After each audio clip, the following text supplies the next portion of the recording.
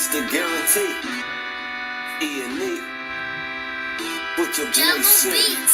Glitch, nigga. Shit, I'm about to flood the streets like when the levees break. Criminal minds, my Garcia can navigate. Flowing while I'm blowing this gas. Nigga, no brakes. Niggas not seeing me ever. I mean, no dates. Fuck around and end up gone. You getting misplaced. E&E, the shit that I claim. You dealing with grace. Took over the game by storm like Rain's mixtape.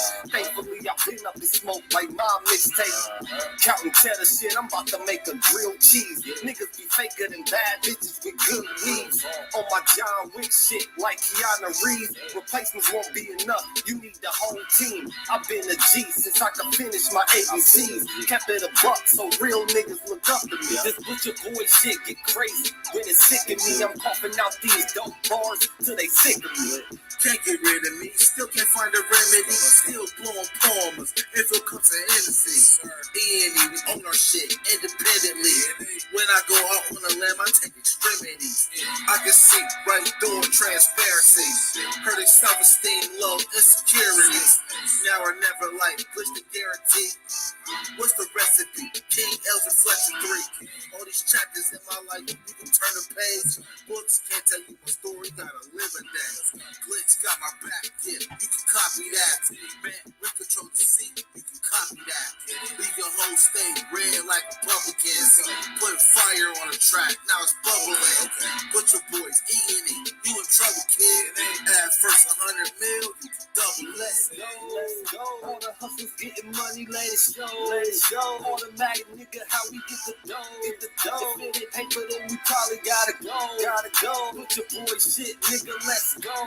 All the hustlers getting money, let it show. It's automatic nigga, how we get the dough. If it ain't paper, then we probably gotta go. Put your boy shit, nigga, let's go. Blow sick around the jealous in the motherfucker.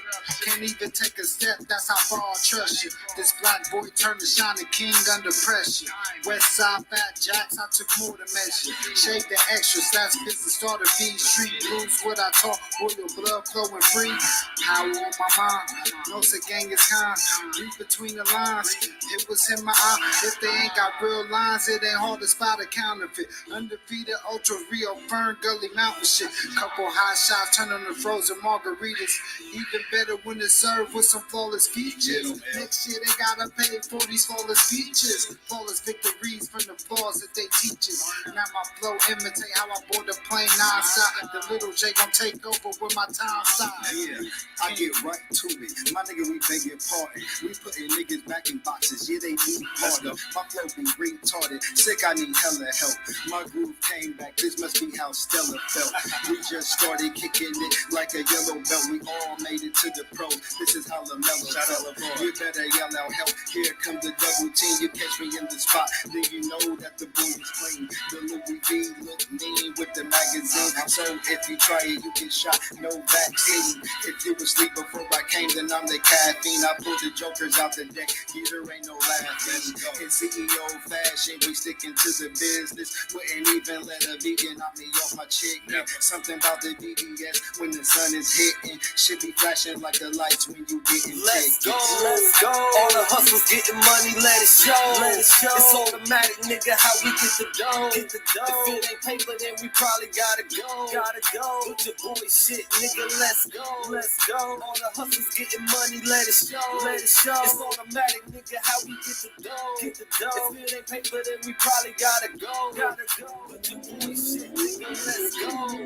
Yeah. What up? You already know, man. It's the man about town, Virgil, man. AKA Stacks with the Facts. And you already know it's Tuesday night, and we definitely in the building. My brother King L's already in the demonstration. What it do, bro? Hey, hit that like button, y'all. Subscribe to the page, man. Hit the bell, man. All of that. Share on your social engineering and all of that. How y'all doing tonight?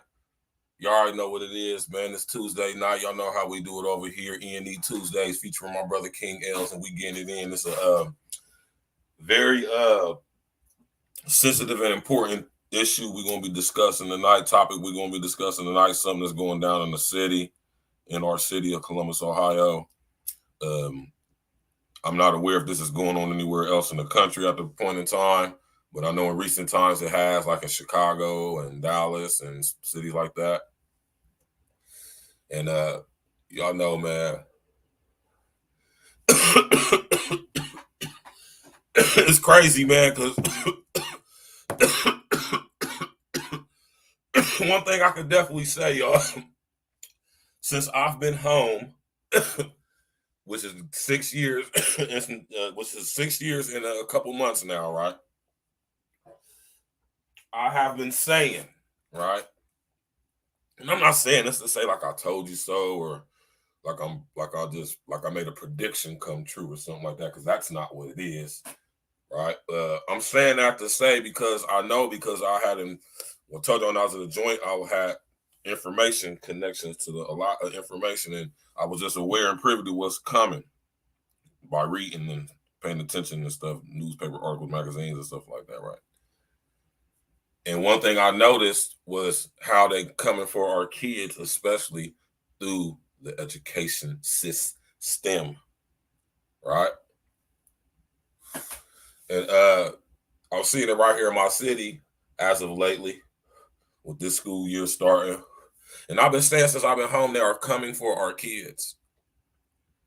And I know when people hear me say that, you know what I'm saying, it's kind of like, maybe it could be considered a little threatening or whatever, you know what I'm talking about? Maybe even could be considered to be a little bit disrespectful, and that's all good. But here it is 6 years later, and as we see, they're coming for our children. Like I always said, like I will continue to say and always will say. In my city of Columbus, Ohio, y'all, and I'm going to bring you up here in a second, man. We about to get straight to it. The teacher has been on strike, and due to deplorable conditions inside the physical schools, the structures themselves, which I can attest to you as being a graduate.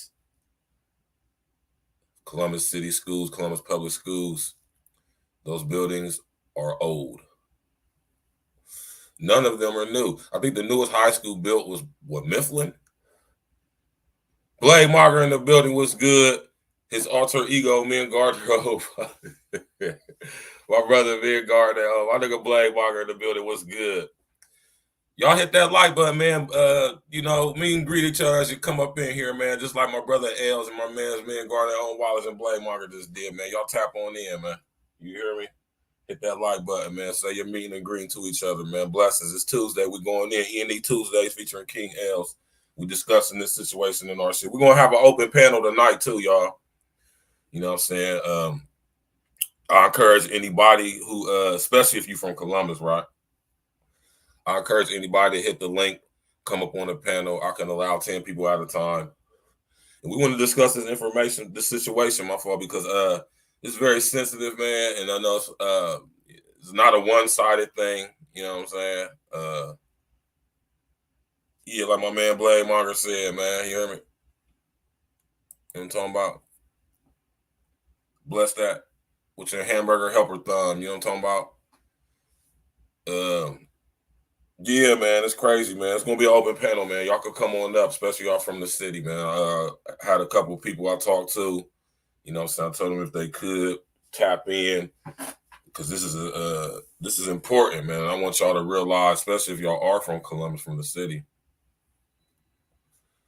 I want y'all to realize how important this is. Hold on real quick, y'all. Hold on, matter of fact, I'm gonna just bring L up. Right? I'm gonna bring L up.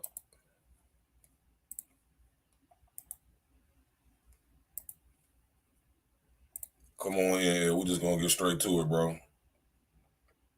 You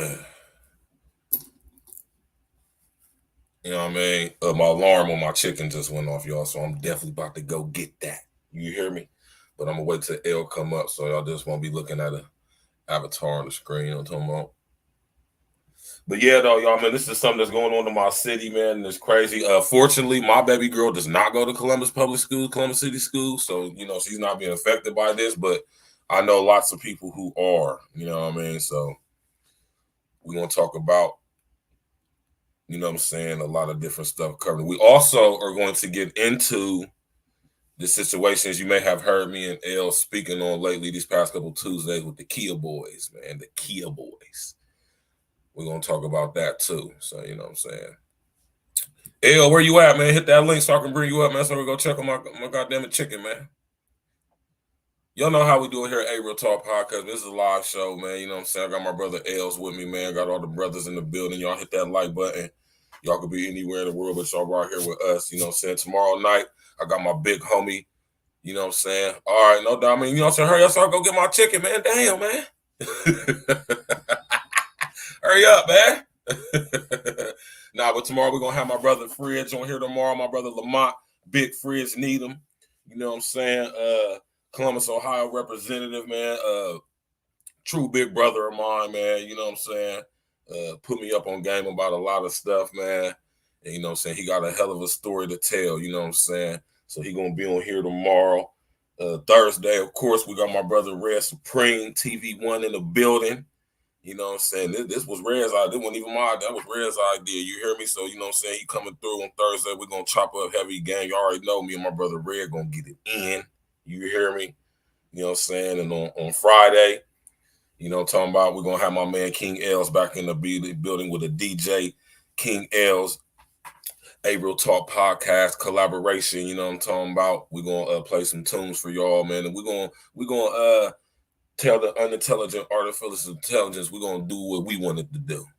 And we just going to have a nice little situation on Friday, man. Just think about when we used to go to the lock-ins back in the day at the skating rink, man. You know what I'm talking about? But we grown up now and we on YouTube. You know what I'm talking about? Yeah, man. Hey, I wish you really would hurry up, bro. I really got to go check on my chicken, bro. This guy's like right here. You can hit the link. Just come on real quick. You know what I'm saying? I'm sitting here, my chicken probably burning up right now, y'all. Goddamn. You know what I'm saying? But yeah, though, this situation going on in the city is crazy, man. Like I said, man, thanks to the Most High that I'm fortunate enough that I don't have to go through this with my child because she goes to a different school district. But I still feel the same pain for, you know, people who I do know whose children do go to Columbus Public. You know, it's terrible. You know what I'm saying? Like I say, we're going to get into this too. The buildings are deplorable. You know, a lot of them are very old. Yeah, man, save the chicken, man. What's up with you, Andrew? Hold on real quick. I'm about to go check on my chicken real quick. This nigga chirping, man.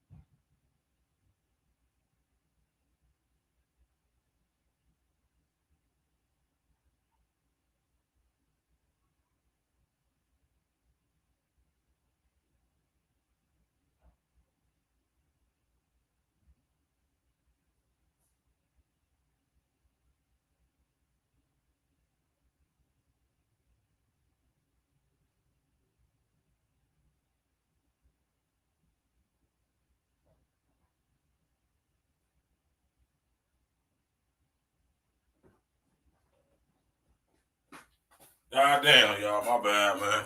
This dude L still ain't came back on, y'all. You know I had to, man, guard their own wallets, man. This dude L bugging, man. Black people, man. God damn. You hear me? God damn it, man. You know? This guy, man. Nah, you know I had to go grab the chicken up. Try to see. He think I'm up here joking. I don't know if he thought I was joking or something, man. Guard the old boss, but I had to go grab that bird. You know what I'm talking about?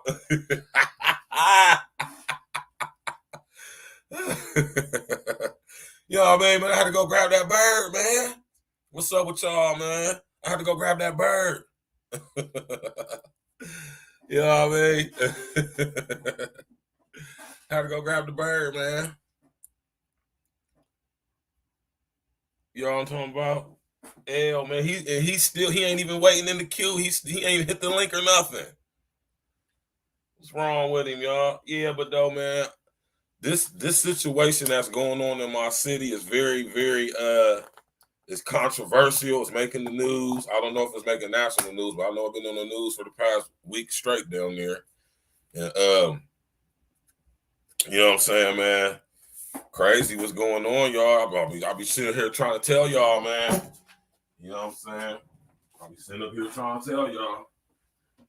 You goddamn to school, man. We need to take our kids out of these schools, man. You know what I'm saying? I mean that, though. I ain't even joking when I say that, man. We need to take our kids out these schools, man. These schools ain't no good for our kids, man. I'm going to sit up here and post this link again for L just in case he in the building, whatever he doing or got going on. Right? Not only are children, especially in our public school systems, not only are they being taught it's not that they're being taught different lesson plans or curriculums than other districts. It's just that the books might be a little bit more out of date, you know what I'm saying? And you know what I'm saying, the classrooms are bigger.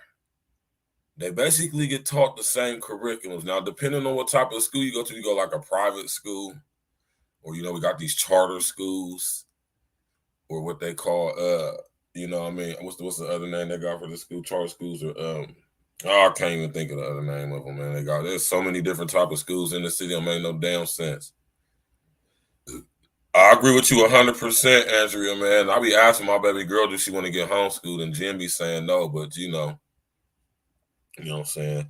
Jen says she don't want to do homeschool, you know what I'm saying? Because she actually likes to go to school and interact with other humans, you know what I'm saying? Even though she's very, it's kind of weird with Jen, man. Jen, she don't want to do homeschool because she want to go interact with her kids, but when she out of school, I mean, she interacts with other kids, but she don't interact with a lot of kids, you know what I'm saying? So, you know what I mean? She's mildly an introvert a little bit. You know what I'm saying? I don't know if she hangs out with any of her friends outside of school. Not to my knowledge, she doesn't anyway. But she doesn't want to stay home and do homeschool because she wants to go to school and get the experience of interacting with other kids, though, and other people, though. Even though she really doesn't hang out with them. And I respect that. I kind of like that, though. You hear me? Yeah, I don't know what this dude L doing, man. You know, so we about to go all the way in if he don't hurry his biscuit head ass up, you know, his bean head ass up. I know that. You know what I'm saying?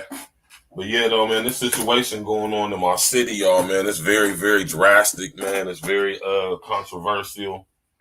You know what I'm saying? It's going to have an effect on the children. Now, going to school, now get this, man. You hear me? Even she said if you homeschool, they can have sports. Or right there outside of that, so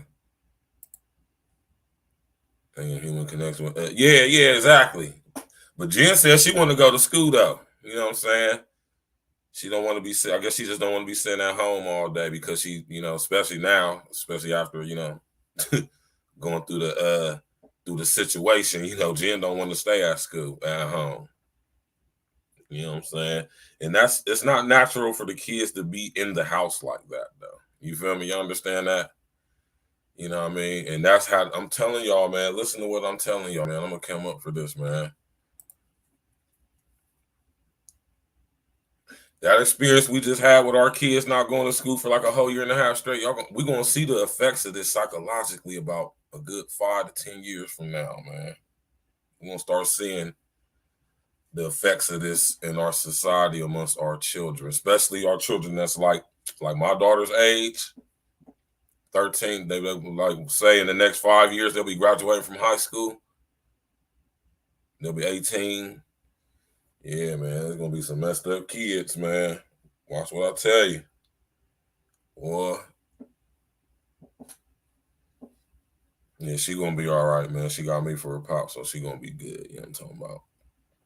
But yeah, though, man, you know what I'm saying? It's a serious situation going on in my city, y'all, man. For real, man. I'm gonna go ahead and bring up some articles since here you go. I'm like, damn, where this dude at, man?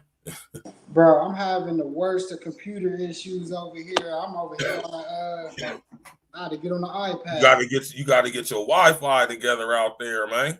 It ain't even that. It's saying something about my mic wasn't working on the computer. So I've been doing some shit because I've been getting back into my DJ and shit. So I've been. So we're gonna be ready for Friday because I done promoted the shit, man.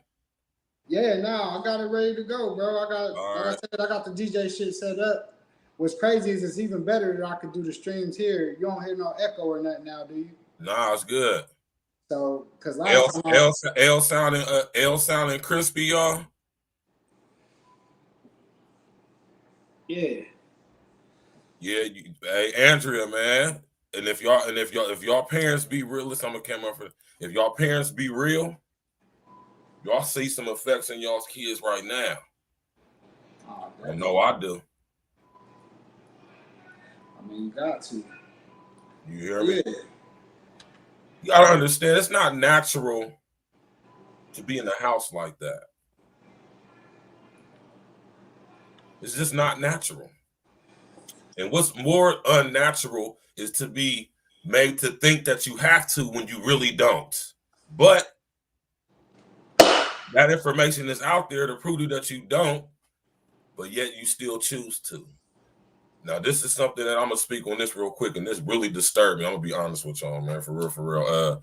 What I noticed during the situation is that people intentionally locked down when they did not have to. That was scary for me, man, psychologically, man. You hear me? Y'all realize that, man? Wow. We had a lot of discussions around that time. We did too, El. We definitely did, man. And we about to bring that whole demonstration back, though, man, because, you know what I'm saying, man, it's crazy, though, bro. We were going to talk about that on Thursday, though. But yeah, though, man, El, man, I know you got some articles and stuff over there ready to go. Yeah, I mean, you know, first I just want to tap into the room. Yeah, go ahead and do your little salutations, all that, man. I'm about to sit here in the cut for a second and smack on some food because I've been running around since I got off work till now, man. You know what I'm talking about? I'm about to eat, man. Right. You know, peace, love, and blessings to the chat. Everybody out that came out tonight, we appreciate it.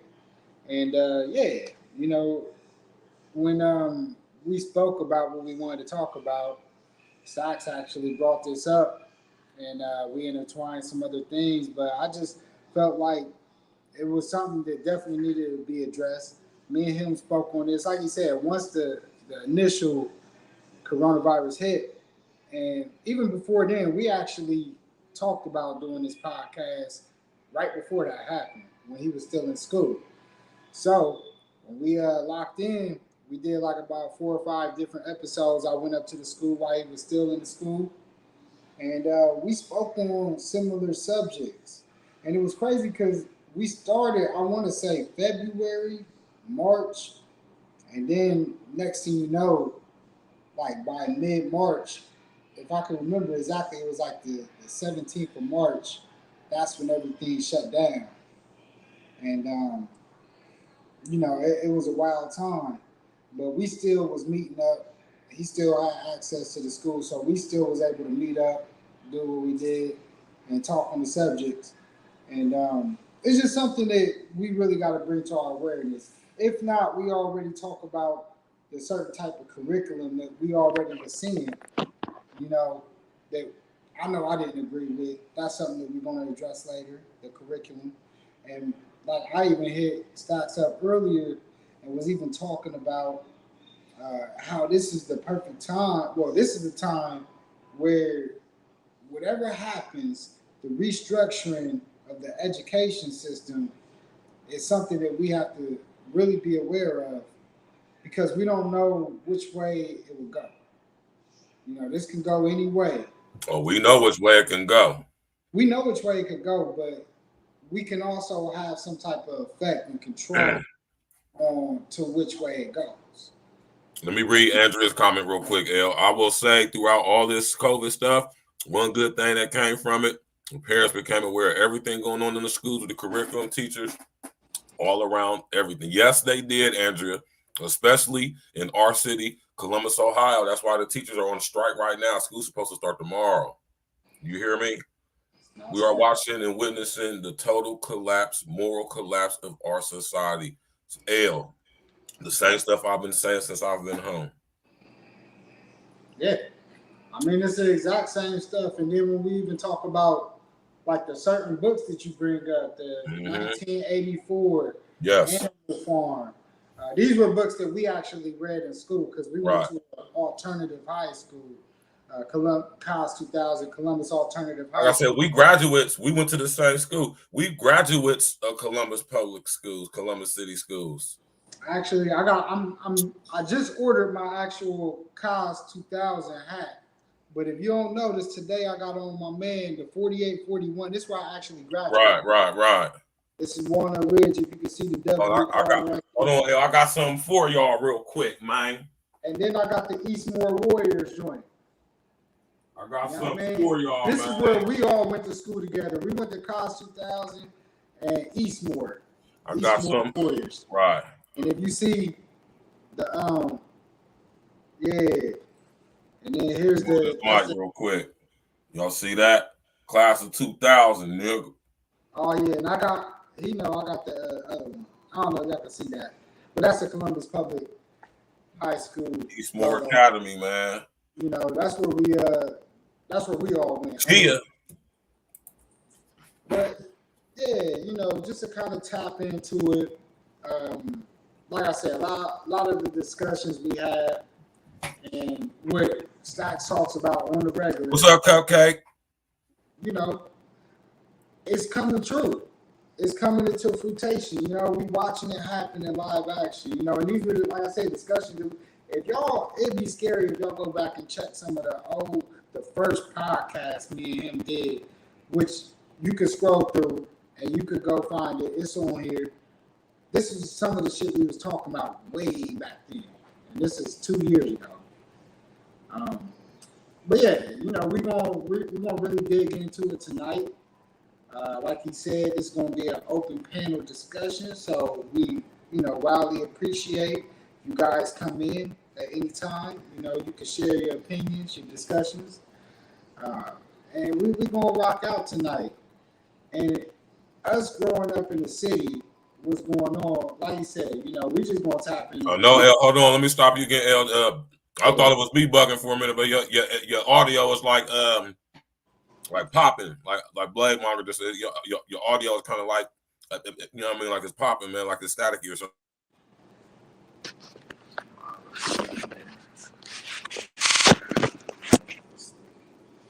Can you hear me better now? Because you're on your jack, right? This is my this is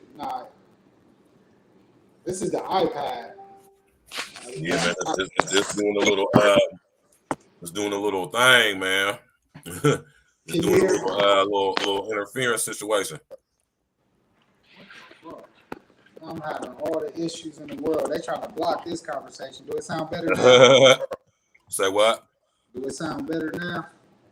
I definitely sound the same, bro, but we're gonna rock out though, man. Sound the same. I mean, what are you hearing? What is it? It's like when you talk, it's like a little feedback, like a little static whenever you talk, like a little like Blade Marker says, a little popping noise. Let's see. Any mics. Man, they fucking with me today. Fuck it. I'm gonna try to switch over here in a second. I got some shit I gotta do. Alright. So, alright. Like I said, what we're gonna do is we're gonna tap into what's going on. Are you good now? It's good? Yeah. Alright, I did hit some setting on there. Alright. So yeah. So we're gonna tap into what we seeing, what's going on in Columbus. I'm not sure if this is going on in other places, but what we're gonna do, we're gonna just kind of keep it here. And I hope other people tap in from their cities if they've been through this situation, if they witness it in their cities where they're from. I would love to hear from y'all. And, you know, we're going to dive in. But I think what we should do before we even really dive in is, I feel like, Stacks, you got a lot of information on what you already been talking about. So I think we should start with that because that leads into where we are as of now. So we're Right. gonna keep the timeline in order. You know, you used to talk about a lot of the laws that were being passed that are now starting to take effect Right. and really starting to affect us in certain ways that people are just starting to realize. And like you said, luckily, we had these discussions, but now it's starting to really come out and playing in real life motion. So, Right. I feel like, yeah, let's lead off with that, and then we're gonna dive into what's actually going on in the Columbus City school district here. Right. Well, man, I ain't even got to pull up no graphics enough for that. So I can freestyle that off top. Listen, basically, like I've been saying, man, right? Y'all listening now, man? In order to bring this system that they are bringing in, that everybody sees, but everybody is denying, for whatever reason you're denying it, that's your choice. You got the right to do that, right? But we're going to have real talk over here, though, right? You know what I'm saying? The system that's coming in, it needs to have control of our kids. Think about it. And they just destroyed these joints too. They just destroyed the Georgia Guidestones. It was told us that they were trying to, plans to put the world population at or below 500 million. Just think about that as what I'm saying, for reference to what I'm about to say to y'all. And when it comes to kids, man, they have to capture them. They have to capture their minds before they get to a certain age where they start actually thinking for themselves and be able to use their critical thinking ability. And, in order to bring in the system they want to bring in, they want to have the young people. My pop said the other night they want the young. He want the young coming from the young people, but they're dumbing them down too. And through the education system, now this is something that's been going on for a long. We ain't got to get into the history of who started it. Tox was good. We ain't got to get into the whole river. Y'all can do y'all due diligence on that. On who funded the National Education Association, who y'all can go, do y'all own due diligence on that, because that's not really what we discussing tonight, though. But just to put into a wide frame of why we coming to the culmination of where we at now with it nationally, globally, even locally, right here in Columbus, right, and all the things that led up to it, just in a brief, you know what I mean. And basically, what the education is being designed to capture their minds at a young age, syncing and linking their mind with the unintelligent artificial intelligence, which they was able to do for a whole year and a half straight, right? You know what I'm saying? Under the guise of getting sick from something that we ain't gonna get into it, man. But you know what I'm saying? And here we are now to where, over the years, all this money going to they're getting money from places like, or organizations like the UN through UNESCO and UNICEF, right? They're getting money from all these hedge funds and all these private conglomerate big companies from overseas that we don't be knowing about, man. You hear me? And they be having influence and stuff over here in America and how the policy and laws get made, y'all. And all of this stuff has led up to what we see in our current education system, right? It's not designed to teach our kids anything. Why won't y'all just admit that, come out and say that? The more y'all come out and say that, the more we can take control of our schools, man. Let's just say what it is. They're not teaching. They're not designed to teach our children. They're designed to indoctrinate them. Especially now, look what's going on now in the school system that totally was not going on when we were in school. Let me pull something up for y'all real quick that's just going to liven the night up real quick. You hear me? They trying to tell you what you can and you can't teach now. And this is why they're trying to get rid of the homeschooling. Yeah. Right? Homeschooling, you got to do a lot of critical thinking. A lot of critical thinking. They don't want that. And you don't have the what you really need, interacting with your peers. Which is something that I do feel like we all definitely big. If you're gonna have your kid in homeschool, just make sure that I feel like a good solution with that is just make sure they're in everyday activities around kids every day. Like it has to be just like, because they're not gonna be around them for that length of period, so they still not gonna learn the same kind of social skills as a kid that goes to school for 8 hours a day. But they have to have that interaction with their peers and to stay, mentally sharp and at least able to communicate effectively. Because it is one thing I've seen is, when these kids don't go to school and they're not around kids, like I've seen this firsthand with my stepson. Like the way that the mental breaks down and the way that you interact with people changes. And it was crazy. I really seen the effects live in person. And it's really it's different, So think about what happened to all the kids who had to stay at home for a year and a half. Yeah, I know that's tough, man. I know it's tough. Like I said, I seen it. I was here. Andrea, you already know. Andrea, you already know over here how we do it. Over here at A-Real Talk, man. Andrea, shout out to Andrea. She's a real one to support real ones, man. Yeah, Andrea, you gotta come up today. Come up in here. Y'all go ahead, hit that link if y'all want to. Y'all can come on anytime. Listen. Yeah. You know what I'm talking about? Next level everything over here. Now look at this image on TV, y'all. On computer screen, right? Right. These is kids, these are the agendas they're openly pushing for now in our school system. That's not good. When I was in school, we wouldn't dare have seen this. It's not that it wasn't in society, in the lexicon, the language, the media. It's not that it wasn't, just not in the way that it is now, right? But now it's so out in the open, right?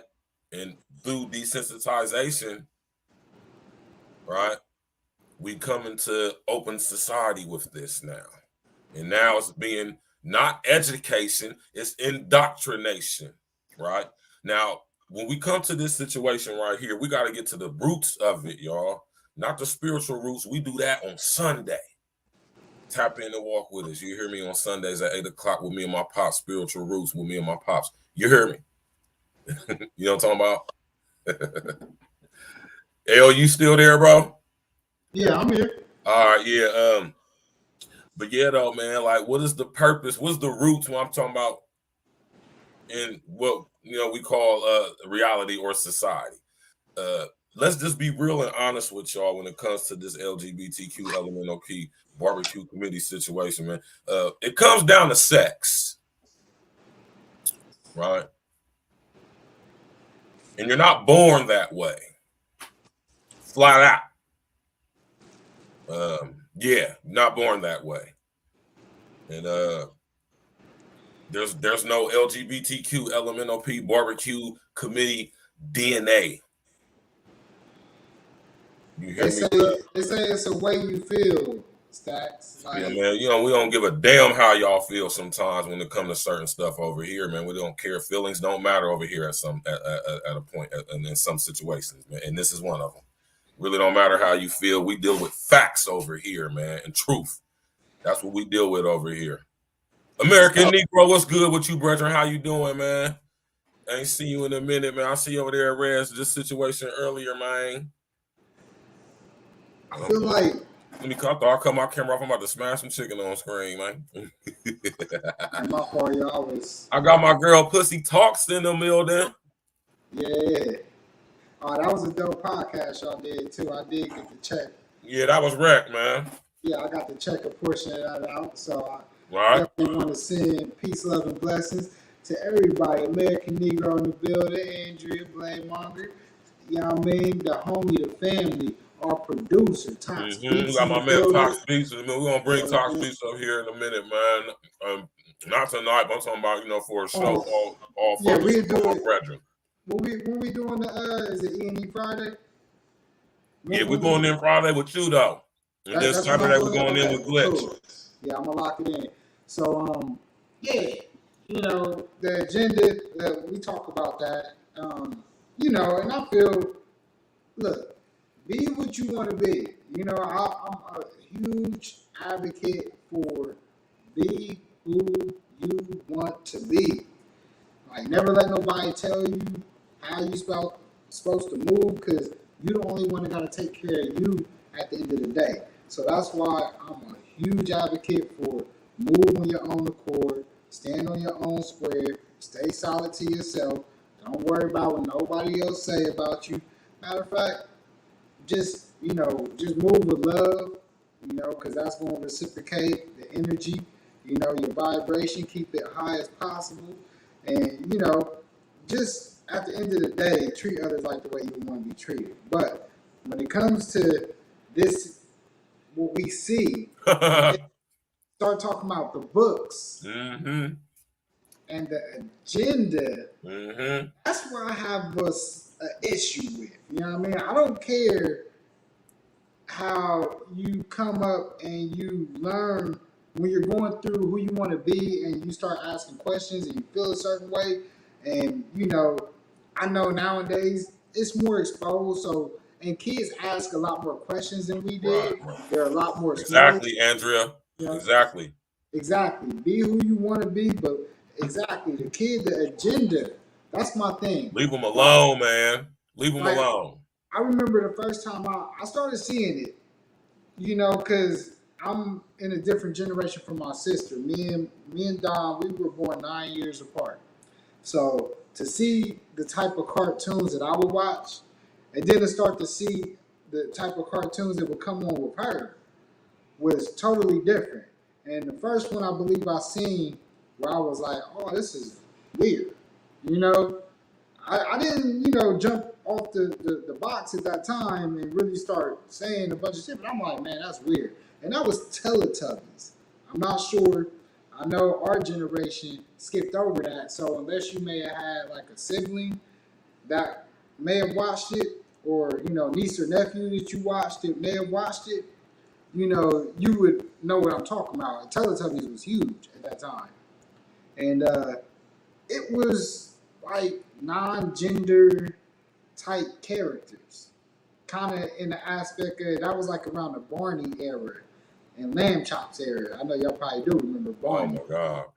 And that was the first time I think I started seeing the gender really, really being pushed. Like, we had some questionable cartoons in our days. Like, we definitely did, man. SpongeBob was like one of them I thought was super questionable, but I never watched SpongeBob. My sister, she loved it. And that was like their generation of cartoons. Like, I think Ren and Stimpy might have been one of the ones that was on the edge for us that we may have watched in our generation. Take that off the screen. But yeah. So now here's a cartoon right here, L. Which one? That we don't even realize we was being indoctrinated with. Oh, He-Man? Yeah.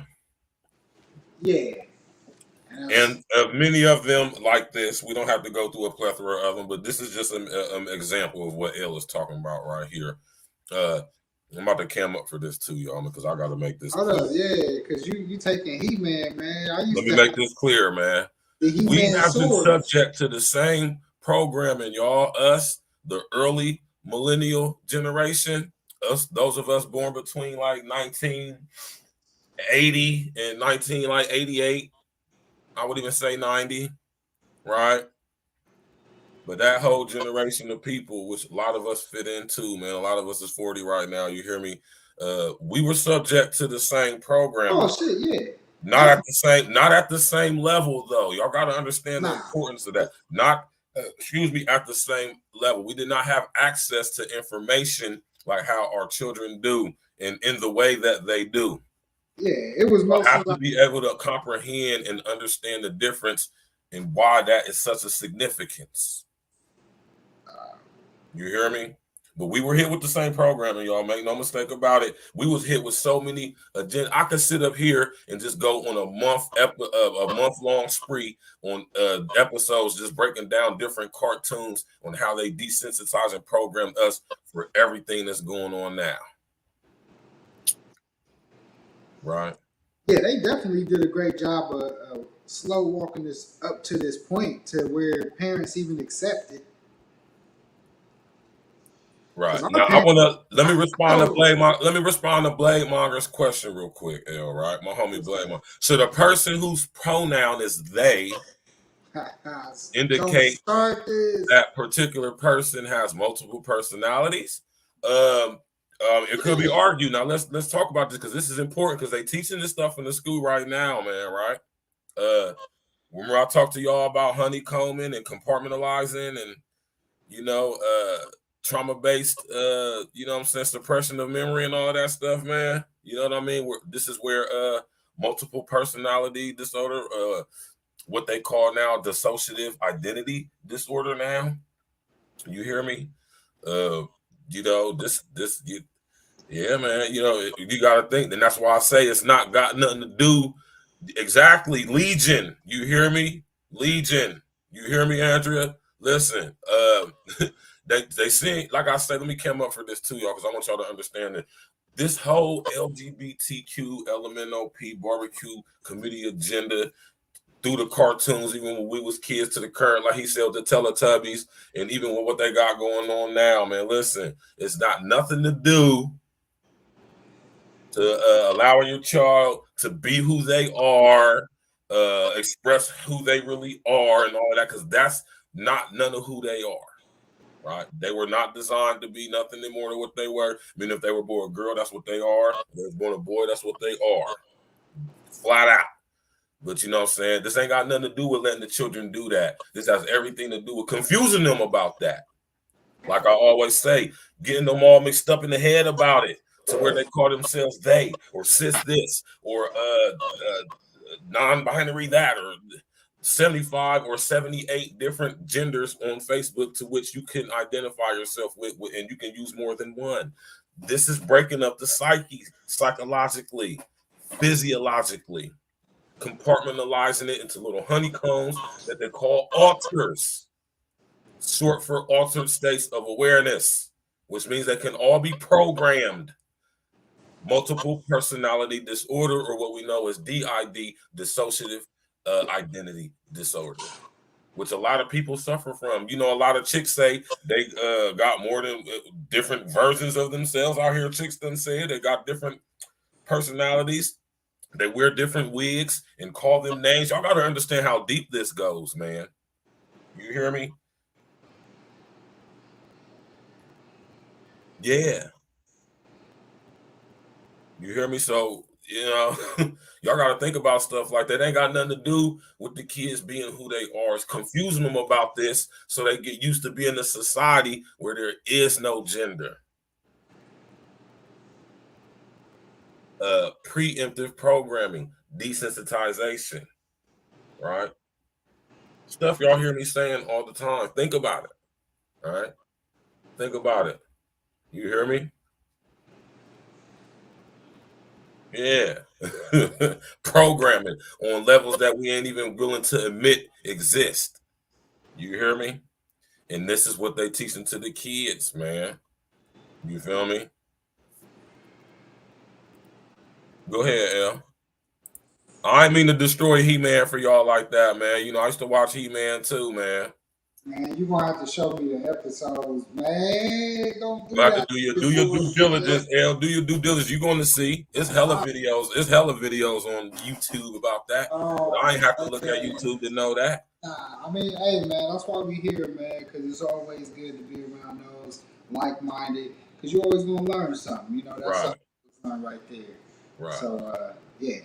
Right, but, right. You know, like you said, in our era, I believe our era was the first era they started their test runs, and even with the kind of movies that we were subject to, you know, I believe one of the first movies was like Tu Wong Fu or something like that, with like Wesley Snipes, John Leguizamo, and who else was in that? Tu Wong Fu. Yeah, who was the my man Patrick Swayze. Okay, that's yeah. In essence. They had to basically, you know, they was going to appeal to all your audiences. In that time, it was the Latinos, the blacks, and white people. Like, right. You basically, if you had a white, black, and Hispanic in your movie, you gonna sell out just because you hitting all demographics and all those demographics. Back then, we really supported each other. I know that's like oxymoron in today's culture about supporting people. But back in the early 90s, we heavily supported everybody from our culture, very heavily, just like OJ. Even if we knew he did it or not, we still supported him. And that's how, that just shows you the difference in today from then. You know, how much we don't even support people who we know are 100% good with their actions. But hold on now. Speaking of support, L, why we just went from like 12 motherfuckers in the demo to 4? You say the what? Then we went from 12 people, then dropped down to 4. But you get to talking about these demons, man. People get up through, man. I'm just saying, man. I'm gonna talk, man. They're gonna have to just come back, get these jewels, man. But at the end of the day, when we look at it, like you said, that's when they started softening us up. We had certain movies like, you know, what was it? Chris Rock was in that one movie with CB4? Not CB4, even though he did some questionable shit in there. It wasn't CB4. It was the one New York City with my man to be in the Die Hards. Bruce Willis. Bruce Willis. The Fifth Element. You mean Chris Rock? You said Chris Rock, bro. You mean Chris Tucker? Chris Tucker. Oh, yeah. You know what I mean? So, I mean, but it was always like, if you go back to like the late 80s, like you could see in the movies how they started really incorporating it more and more in the movies. You know, every movie, like in the 90s, they always You hear me, Blade Monger? some kind of scene. You know, the demons left. Yeah, they was watching, they was fucking with my sound earlier. But, you know, basically, it just was what you want to say, deprogramming, you know, of who we were and programming us to think the way they wanted us to. So, you know, it even started when you started with the internet. And the first thing they started on the internet, I remember, because I used to get the little AOL joints, and used to have to log in. It might take you an hour, 2 hours, 3 hours just to get on the internet back then, because it only right. You have to have the phone right and everything. Yeah, you might not even get on, and then if you get on and somebody call your phone, you get kicked. It's a wrap. You fucked up. Then your mom be pissed off when they learn when they finally got the setting, you can block the phone off, and then that's a whole, you know, just taking y'all back in the dinosaur. I know a lot of y'all don't know. And this is why I say, L, our generation is so important, because we remember what it was like before. Y'all got to understand how important that is and what that means, man. It's going to be like the movies. When y'all see those movies where people be in the future and somebody from the past come in the movie, I believe a movie that you could watch and be something like a Total Recall. There's a whole bunch of them, man. Yeah, it's a bunch of them. Total Recall used to Demolition Man, Total Recall, new and the old ones. You hear me? All type of movies like that, man. Yeah, so, you know, you just think about it, and that's the way y'all gonna be, because I ain't gonna lie, that's the way I be sometimes. When I think about some of the technology that we didn't have that we have now, and the accessibility to be looking at a computer screen in front of me, like, or, you know, even talking to y'all right now like this was shit that we can only dream of in movies. Like, hey, back in the day, the only person that had a computer was Adrian. Yeah. Like, my mom always had a computer in my aunt. You know, it was like one of those things where you went over to somebody's house to even see a computer. Like, oh, you got a computer? Like, people would come over to my house amazed. Like, oh, you got a computer? Right. Like, yeah. You know, so it was, you know, just different, man. And to think about it now, that's something that every household has. You got cell phones, you got access. Here I am, I'm sitting with 3 different computers, 2 computers, an iPad, just looking at all this technology for no reason. And back in the day, we ain't need none of this. And we still was effective in the way we did business and everything. And people was very successful. But I will say this, I'm not going to knock technology, because what I will say is it gave us access to explore so much, I will say it has enhanced the knowledge, as I was speaking on earlier with the kids, the way they respond, the way they react, Right. the way they interact, the way they pick up on things is all put because of the technology. So, we got to be glad that that happened. But one thing we do have to make sure these kids understand, and this is something I always talk about, is to learn how to move with intention and keep your morals. Because that's, I believe, one of the things that we have disconnected from in our society is the moral aspect. And that is also because of the disconnect of the communication and the interaction with people around you and good people, Right. Because when you think about certain societies or certain areas, is more prone to violence because that's what they are used to seeing. And that's what they're around all the time. So if that's all you see, that's all you are around, that's all you know, that's going to be the way that you move. So the lack of the interaction in the school system is one of the reasons why this happens. Because you have to get these kids when they're young. Right. And that's something that is hard. I remember when we spoke, and this is something that, what happened when the pandemic started.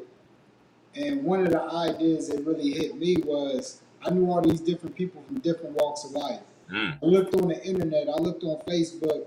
Everybody had this outcry for what was going on at the time because this was when like the protests were at the height of it, around like the June time, late May, June. And I'm looking at all this, I'm watching the news, I'm watching the divide, I'm on social media, I'm seeing everything crumble right in front of me. And one thing I was thinking of was, I'm seeing what everybody's saying, I'm seeing the arguments everybody's having, but what's crazy is me not really having no horse in the fight. I'm looking from the outside in, and I'm like, y'all all talking and y'all arguing, but y'all all talking about getting to the same goal. Wow. But everybody wants to talk over each other. And I want to be right. I want to be right. Well, y'all can both be right in a sense, and that's cool. But let's bring both of your rightnesses. I don't even know. Shout out to Project Leroy in the building, man. Project Leroy, what up? And so what my goal was to bring the people together that I've seen in different walks of life. I'm looking at like Virgil. He had his podcast. He is what I would call like a new age activist. I had people. I accept that title minus the new age, man. For real, man. Yeah, it has to. That's different. It's different, and I see what you're saying. I know what you mean by that, and I appreciate that, bro. Yeah, because we're gonna speak on the truth, and to me nowadays, anybody that 100% speaks the truth, no matter what, at all costs, to me is an activist in their own light and right. Right. Because not everybody is confident enough to speak the truth all the time. Right. Because we're programmed to lie to ourselves sometimes. Right. And that's the new age. That all goes into what we see and what we're talking about today. Right. It's a program. Now, notice how L said, not our truth. Let me kill him up for this shit. Not our truth, not your truth, not his truth, not my truth, not your truth. The truth. The truth. That's the only truth we care about over here. That's the only truth, Because I'm one of the ones that people will tell me, oh, you told the truth, you just delivered it the wrong way. I'm like, how? I don't care. How is it possible to do such a thing? I'm like, if it got delivered and it was the truth, what other way was it to deliver it? Did you want me to send us what they like to call white lies? White lies. It sounds better and it strokes your ego and it makes you feel good. The truth don't always feel good. That's one thing we're gonna have to learn. That's one thing you gotta teach your kids. That's one of the number one things I feel like we gotta teach our kids. The truth is not always gonna feel good. Right. And we all have different emotions within us.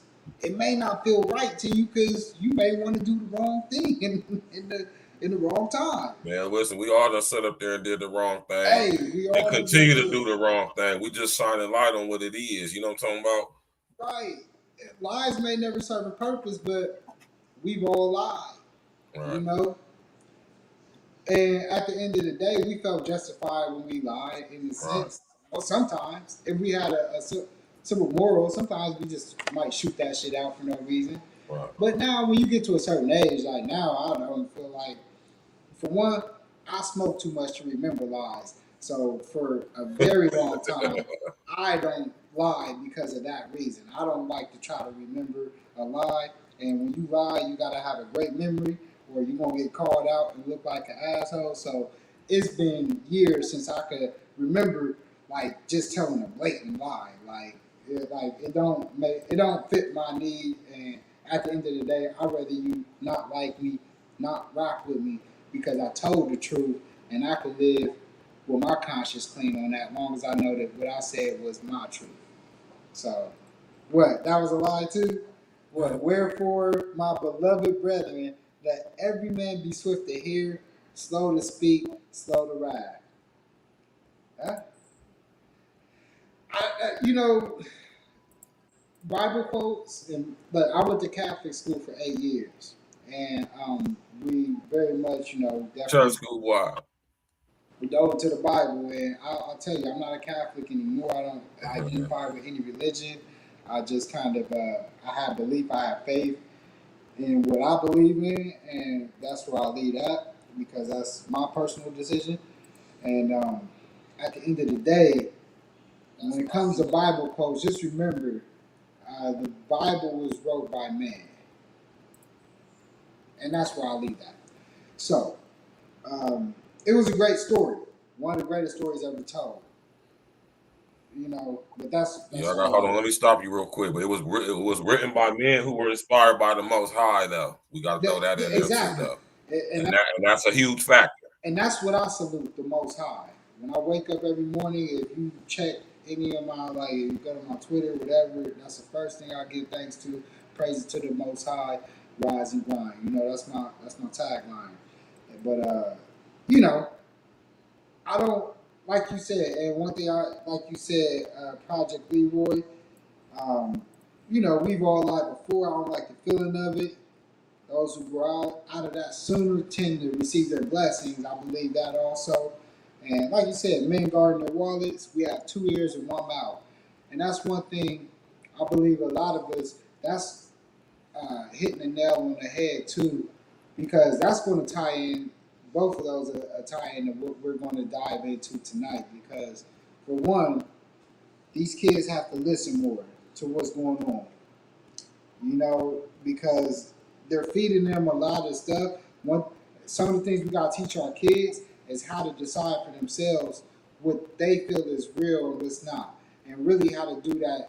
If they're going to go with a certain cause or follow certain things, make sure that you, as Virgil always says, do your due diligence and really dive into it. Have that research aspect before you dive into whatever you're getting into, but also make sure that whatever you're doing is based on what your decision making is doing, and you got to be a leader in that situation to lead yourself.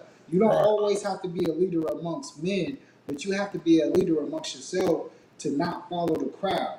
And yes, you can follow certain actions, certain inspiration, certain things that you may agree with.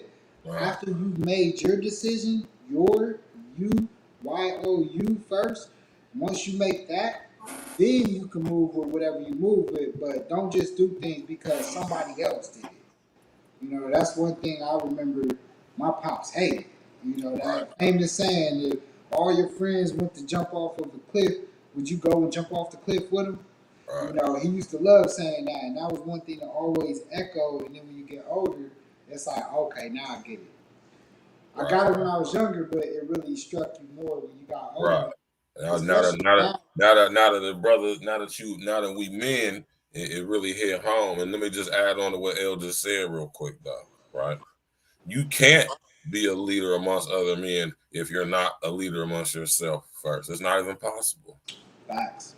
You hear me? Just to add that, and that's some game for y'all right there. You cannot lead other men if you cannot lead yourself. What type of example are you setting for a man to follow you, to pick up his cross and follow you? It's what we call false prophets. You hear me? And you know what? I'm gonna say it like this. Like I'll be an open book, because if you are at least guiding people in the right direction and not trying to take advantage of them, I could salute that. But very rarely do you see that happen and apply in our society, where somebody wants to put you in a better or the best position without expecting something in return outside of your peace, your love, and your blessings. Right. That's like one thing. I got this song that I did on my last album, and it was called "Pray for Me" on the Summer's Mind, and that's like one of my favorite joints that I ever wrote. Right. Because it really hit my heart. I literally wrote that song in less than 10 minutes. Both verses, the hook, everything. Because Right.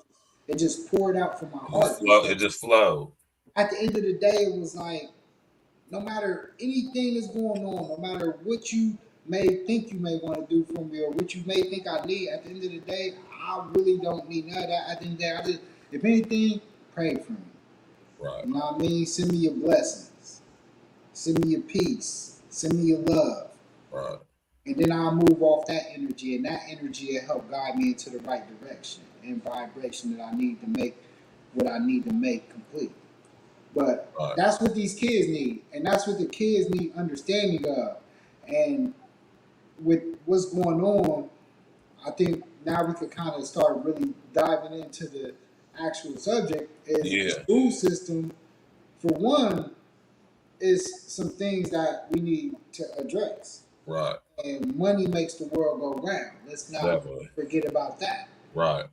And with these teachers, something that we've always even heard of or seen, where kids disrespect teachers. Right. And, we used to do it. Yeah, we used to do it. We was assholes. You know, we had a broadcast media I'm talking about, man, listen here. And what was crazy, the teacher that we did that to is low-key our favorite teacher. Oh, man, it's a favorite teacher. He's the only one that actually showed up to my 20-year reunion and came and kicked it with us. Shout out to Seth Harms. I appreciate you. You gave us a broadcast media class platform my 11th grade year. It was Virgil's 12th grade year. You put all of us in the class, too. I mean, it was me, Virgil, Sam, Court, me, Quinn. Oh, my gosh. Sam, Ricky. Geez, you took on probably the most challenging minds all in the school and put us all in one class. And broadcast media was a full-out discussion about what was going on in the media, how they was broadcasting, and he let us have open discussions. And that was really the only class that I could really remember shit from to this day.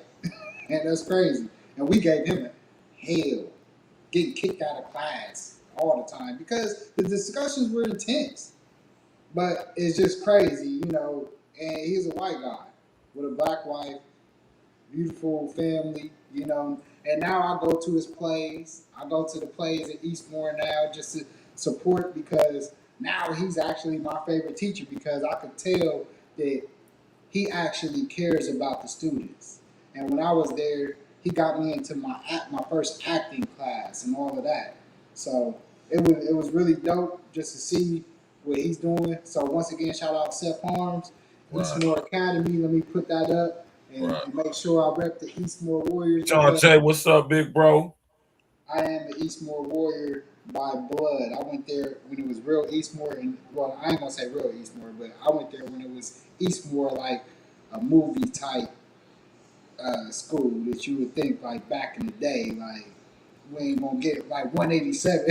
It wasn't like 187, but it was bad compared to Eastmore Academy. Right. Andrea said, my favorite teacher was Mrs. Shakespeare. She was from Jamaica. I love that woman. She made a difference in my life as a kid. That's what's up. The teacher that had the most impact on me, let me cam up for this. The teacher that had the most impact on me was Larry Snyder, my humanities teacher. All throughout Mr. Snyder, high yeah. school. He challenged me. He really did. He had more belief in Hold me. on real quick, L. You mean you working in the ICU, John Jay? Oh man, I hope you ain't in there. No, my man John Jay work in the medical field because he possibly might be at work, but okay, John Jay, what's up, brother? You know what I'm saying? That's what's up, John Jay, man. That's the big homie. When I do make my way down to the A, oh, we gotta go to check the A. in with the big bro John Jay. That's a fact. You know what I'm saying? I got family down in the A. Yeah, you already know. Yeah, man, I'm telling y'all, man. Listen, Mr. Harms was let's just say Mr. Harms was an impactful teacher. I'm gonna just say that. You know, as far as my experience with Mr. Yeah, you see, my man John Jay said I'm working for him. I already knew that's what. But Mr. Snyder for me, y'all. Mr. Snyder sparked that. You already know, John Jay. You already know. Mr. Snyder is the and this I'm letting y'all know this. This is cool that we talking about this too. Mr. Snyder is the guy who sparked in me what I am now. One of them, anyway. One of the main ones, really. You got research. Yeah, when we was in school, we had Socratic seminars. That's where I learned deductive reasoning, critical thinking, process of elimination. Mr. Snyder used to always tell us to do our own research. Yes. And he taught us things that no public school was teaching their students, man. How many of y'all even heard of a Socratic seminar? And those was dope. Super dope. I hope, and I know as adults, people who went to our school realize how important it is in their life right now, man.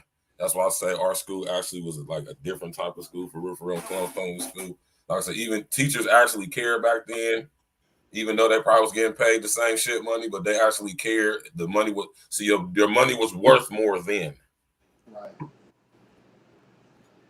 And they wasn't dealing with what they're dealing with at the level and intensity, veracity that they are now, man. Right? You know what I'm saying? These kids are like animals. And I hate to say that, but it's true. You hear me? Especially what I hear from people who are teachers. And as a reference, what we're talking about tonight, we're going to get to a video real quick, y'all. All right? Tap in. Students, their education is our priority. We need a resolution. Fair use, fair use. For the first time since 1975, teachers at Columbus City Schools are on strike. Columbus teachers began picketing this morning at 7 outside a number of Columbus City School buildings. But only just a short time ago did they start to pack up for the day. We have team coverage for you tonight from the union's next steps to how parents are feeling and what the mayor's office is urging both sides to do. We're going to begin with Jamie Ostroff. She is live outside the district office downtown where the Columbus Board of Education president spoke today. So what's she saying about all of this, Jamie? Well, she is not done speaking for the day. The board actually does have an emergency meeting scheduled for 8 o'clock tonight at the Southland Center on High Street, south of downtown. However, earlier today at this building, Adair did address some of our questions. The decision to strike by the Columbus Education Association is incredibly disappointing. Columbus School Board President Jennifer Adair says the board has been fair to the teachers union during nearly 24 bargaining sessions to negotiate a new contract. It's been 5 months, 22 sessions. We asked them to come back to the table after the final offer. That final offer includes limits on class sizes, 3% annual raises for teachers, and the formation of a committee to improve the district's response to maintenance issues. We do believe our best and final offer is incredibly fair, competitive, comprehensive, and addresses all of the issues CEA did bring to the bargaining table. Is the only Now, hold on, man. Hold up. All right. Now, I'm going to just... Stats. Let me run off some numbers. Right. Since we on the numbers, we're gonna talk about the numbers. Talk to them. This is what I like to do right here, y'all. So right now, according to the district, what they were just talking about, and what I didn't like what the lady said, the district leader. For one, all right, how many of y'all remember what was the movie with Big, the movie about Big or whatever, and he was talking shit to the teacher, like the teacher said something to him, and he said, "Well, I could be a garbage man and make more than you." That was a pivotal point in the movie. Because unfortunately, that shit is true. You could go be a garbage man. The teacher told Big, basically, you gonna be a garbage man. He said, you know what? According to the calculation, what a garbage man makes is more than you. And when you think of that, and I ain't got no knock on nobody. I don't knock no hustles. Like, that's one thing I always talk about. Let me cam up, because I don't knock anybody's hustle. What you get is how you get. It's how you live. You gotta support your family the way you support it. The only thing is if you're doing something bad to the community, the only way I really can't knock it is if it's the only way you could really feed your family. And that's really your only option. And you can't do that forever. You gotta eventually grow, transition. But that very pivotal point in that moment, in that movie, what it was saying was true. And you think about it, to become a teacher, you making less than $50,000. $50,000 a year. Right. Teacher, less than $50,000. Right. To actually teach and guide our youth, our kids. These are the people we are putting our trust in to guide our kids, mold them. They are around your kids while they are actually up and awake and moving around more than you are. As a parent. Shout out to Les Parker, man. What's good with you, brethren? Shantae in the building. What's up, girl? It was good. So you have to think about this. Teachers are with your kids longer than you, molding, teaching, educating, putting these whatever philosophies in your kids' heads, and they are making most likely less than you. Right. 50,000. Like, come on now. Like, all right. So we ain't even gonna talk on that. Like, that's already, we know that's messed up. That's not good. These are the people that take care of our kids, mold our kids, are basically building our kids up for the future. They're going to take care of us when we get older. You know? So, all they ask for, this is what they ask for. They ask for guaranteed raises of 3% annually for 3 years. I get that. A $2,000 per CEA member retention and recruitment bonus, because obviously we need more teachers. Right. I get that. Right, that makes sense. The teacher salary range for the 21-22 school year that starts at $49,339 and goes up to $107,679, according to the Columbus City spokesperson, Jack McBride. That should be like a teacher schedule. So eventually you can go up to that amount. A 3% raise would increase the pay range from $50,000 to basically $50,819 to $117,000. That's 8% raise would increase the pay range to $53,000 to $116,000. Right. By the end of the 3-year contract, a teacher who last year was paid the district average of $74,000 would be earning more than $91,000. That's a 23% increase from the start of the contract. Right. Why? I don't understand. Like, these last numbers, like that 50,000 shouldn't be even a number. Like these teachers, that 74 to 91,000 mark. Right. I would say that should be the starting. That should be the starting salary or pay. That should be a sweet spot. Yeah. And you know, for the people that's molding my kids. Now, I will say at certain levels, you know, like I feel like, you know, elementary. Right. Actually, you know what?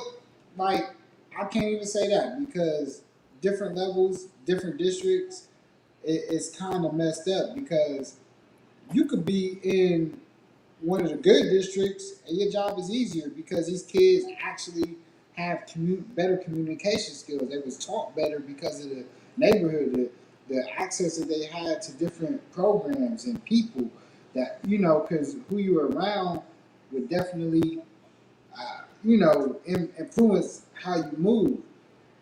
And I went to these schools, like when I be whatever job I go to or I've been in, I always opt out to do the certain type of, like I go to the McDonald's house, help the kids build houses, whatever I did and whatever job. That's at Discover Card, at Alliance Data. We had different projects where we just went to the schools. Actually, when I was in my last job at Lower.com doing the mortgage lending, I went to the school out on the west side, and we just taught kids financial literacy classes. Right. You know, for basically a whole day. I went there from 9. I was there the whole day. We took over the teacher's class, taught them financial literacy. Just had different board games and interaction, all that.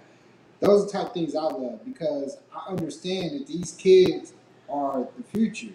Right. I'm not gonna be here forever. I'm halfway out. Now I'm about to be 40 years old. I'm about halfway out the door. I believe the children are the future. They are. So I don't have any biological kids. I got 2 stepsons. Shout out. I got nieces, nephews that I love dearly, everybody. And those are the ones that I focus on. Right. Because they're the ones that are, you know, if I need somebody to take care of me later down the line, that's what I'm going to be talking to. I can't talk to birds. He's going to be as old as me. Right. Like, so these kids, they going to take over. And when you think about who's really teaching, molding these kids, you want them to be happy. You want them to be receptive. You want them to want to teach your kids. You don't want them going to work not loving their job, not wanting to be inspired to inspire our kids. So think about that. You know, when we talk about these teachers, you got to be real careful. Like, I got a lot of friends as teachers and a lot of great friends that really stick their line out on the neck for these kids. And they love these kids. I got actually somebody that we both know, Jawanza. Right. Jawanza Moore, shout out. Peace, love, and Shout out blessings. to Wanzo, man. Legend. Like, I remember it was crazy. I went to Eastmore, like you said, you know, I put on the Eastmore hat now, but 4841 is who you would hear him repping. You know, 4841, that's Warner Ridge. And that's where I ended up graduating from my senior year. But when I got there, I didn't go there until January, my senior year, and I got there, and you know, me and him knew each other prior because that's who Stack's talking about earlier, that Adrian's cousin. You know, so we knew him prior, and when I got there, he knew I was kind of a loose cannon in the sense, like I was super smart. I would go to class. I wasn't a kid to skip classes, none of that, but I was kind of out on the fence. Like I could have went either the hustling route 100% or I could have went the right route. And I remember he gave me that conversation my senior year and was like, yo, I just want you to make sure you lock in. And he even told me, like, I ain't even going to talk to you outside of here if you don't graduate. Right. And I ain't gonna lie, my parents, everybody that told me, like, graduate, he was the one who inspired me to graduate. Right. And make sure I got that diploma even harder. And, you know, so he was actually a friend of mine before I started because I knew him through a mutual connection. But he was so inspirational and still is inspirational in the school system to this day. Right. And I even seen the post on Facebook earlier today where they were saluting him because of the teacher strike, asking if he was going out to be part of the teacher strike. And it just brought me back to my senior year in 2001, walking through the hallways of Warner Ridge and him pulling me to the side and telling me, like, yo, just make sure you are smarter than. Oh, thank you, Andrea. You know, don't get caught in. So, yeah, you know, that's what that's about. Yeah, I'm gonna leave the singing part out, Andrea, because I'm a horrible singer, but definitely radio and TV. Those are definitely two of my demonstrations. Yeah, but you know what I mean? To get back, serenading them, you know what I mean? Yeah, you know. I can't sing worth a damn, man. You hear me? Don't even we ain't gonna sit up there and do that, man. But yeah, I heard you singing one day though. This teacher strike there. I want y'all to listen to a little bit more of this. Out of this for the teachers to accept it? We believe our offer addresses all of the concerns that CEA brought to the bargaining table. We have plans and strategy to address the real concerns that the community and teachers are bringing forward. Adair acknowledged teachers' maintenance concerns, including inadequate or no air conditioning in some schools. I will say the concerns of our community and our teachers regarding the conditions of our buildings are valid. But said the responsibility to fix those problems doesn't just lie with the board. The community also involves our taxpayers and voters. To fix the problem, we have to be able to step up together and say we are going to support these kind of efforts.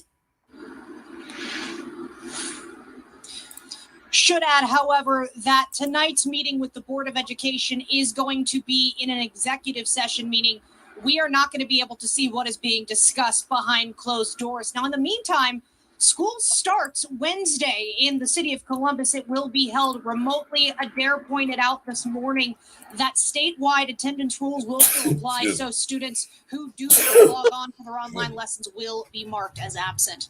Local for you in Columbus, Jamie Ostroff, NBC4. Jamie, thank you. With teachers on strike, some parents at Columbus City school students are joining. Hold on, y'all. Hold on. Right? Yeah, Y'all hear that? right there.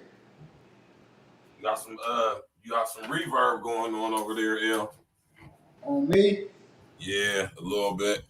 Oh, it's cool now. Right, what the hell? I ain't even did nothing different. Yeah, man. We got my man John J shooting through as usual on that cash app with the 10-piece, man, contributing to the demonstration, man. Good looking out, big bro. You know what I'm talking about? You know what I'm saying? But yeah, though, like I said earlier, and I was in the middle of working on this pre-recorded. I'm gonna just go ahead and drop it after we get this video. I just had a little bit more editing to do to it, but I'm gonna go ahead and finish it because it's talking about this right here. So it make more sense to drop it after this, right? But and I got some more information there as well. But y'all heard what she said about the actual physical, the physical conditions of the actual schools themselves, right? I could tap in on this. John J or Project Leroy just hit us with a 5-piece on the cash app. Shout out to Project Leroy, man. My real ones tapping in with us, man. Listen, y'all. Our schools that we went to, I went to Mifflin Middle School, right? And we went there for high school for 2 years as well. That school was built, I believe, in the late 60s, early 70s. And it has not been renovated since. There are lots of Linda McKinley. There's lots of schools, right? South High School, Eastmore, Walnut Ridge. I mean, literally all of the schools are old. No air conditioning. No air conditioning. No central air. Horrible ventilation. Them big old school duct heaters that just get so hot. Because it's definitely heating in the building, but it ain't no central air. This is how old these buildings are. Because you know a building is old when it doesn't have central air. And your first 2 periods you cold because the school is still heating up. He's heating. Y'all know what I'm talking about? And not only that, but these schools are they're basically falling apart, man. This video I put out, y'all see the conditions of some of these schools. It's just like, are they really open for real? I'm talking about bad plumbing. The literal structures of them are falling apart. You know, you got sunk-in ceilings, and the electricity is bad. The electrical wiring is not good, right? Now, pay attention to what I'm saying to y'all, right? What else? They got that paint in there that's chipping. You know what I'm saying? You know, the floors is being worn. You know what I'm saying? My man Uncle Diggity come through with the 10-piece on the cash app. You hear me? You feel me? Seen me in here. I ain't seen his message. Exactly. Project Leroy, no. Project Leroy, listen, y'all schools is built the same way in y'all cities, man. It ain't no different. Yeah, lead in the paint. Yes, John J, y'all know. Yeah, that's It's that the old same. school shit. Yeah, Yeah. it's the same everywhere. You hear me? Now pay attention to everything I just said. I'm about to hit y'all with something real quick, right? Right. Now think about when I talk about UN Agenda 2030 for global sustainability, Gets deep. right? And when y'all go look up the 17 protocols of the UN Agenda 2030, and one of them is education. Think about it when you hear me say re-education, because that's what it is, right? Now, this letting the schools, the literal physical structures of the school system, get into the conditions, the deplorable, horrible conditions that they're in right now, right? All across America and the world, but in America specifically, right? These buildings are literally falling apart. When we talk about sustainability, when we think of talking about the smart grid, right? Walk with me, y'all, man, right? And they're slowly but surely introducing this into the school system, but the literal structures aren't sustainable. Sorry for screaming getting loud like that, man. They're not sustainable. So what does that mean as the implications for our children? Right? You hear me? Where are these kids going to be going for school? Now the conditions have gotten so bad as far as like the the pay for the students, like my man El was just breaking down. They're being demoralized. We are watching the destruction of the system, using the system to destruct the system to bring in the new system. You know what I'm saying? And this is why this is important. And if I had a child in Columbus Public School, and if I wasn't doing this show tonight, right? Andrea came through with the 5-piece on the Cash App, and if I wasn't doing this show tonight, I would have went to some protests or something like that. That'd have been beautiful, beautiful footage to get. I haven't broken my camera out in a while. Right? It's not, Andrea. It's terribly, it's deeply unacceptable. And I commend them for striking. Because like El said when we talked on the phone earlier, this is a beautiful, beautiful opportunity for us all across America, but specifically, especially in Columbus, Ohio. Right? We have a golden opportunity to take back the education, learning of our children. Beautiful opportunity, right? Go ahead, El. Nah, I mean, what you tapped in on exactly. Like I said, I gave you a call because I was like, this is a good time. I mean, we got to make sure we really pay attention that the way that the restructuring is about to go down, Right. pay very close attention to what's about to go down. And if anything, I know a lot of us, we work, we do a lot just to make sure our kids got the best of everything. But we need to know, or we need to at least try to input some of the things that we think about, or like what's out here that's really real to the kids, and really put it in their minds. And whatever that is, that's up to you. But at least at the end of the day, like I said, teach them about, for one, morals. Like one thing that's going on in Columbus, Ohio, a lot of these kids, they got lack of morals, lack of respect for themselves, lack of respect for authority, just everything. Like we watching these videos, you can just type in Columbus, Ohio car theft, and you'll see all kind of videos. About to touch on that here in a second too. Shout out to my man John J. Hey, John J, man, that's like 2.5 to 3 hours away on the drive side, man. That's not far. That's not far at all. It's about, I ain't gonna lie, man. Cleveland, I mean, it's not for real, but that's right.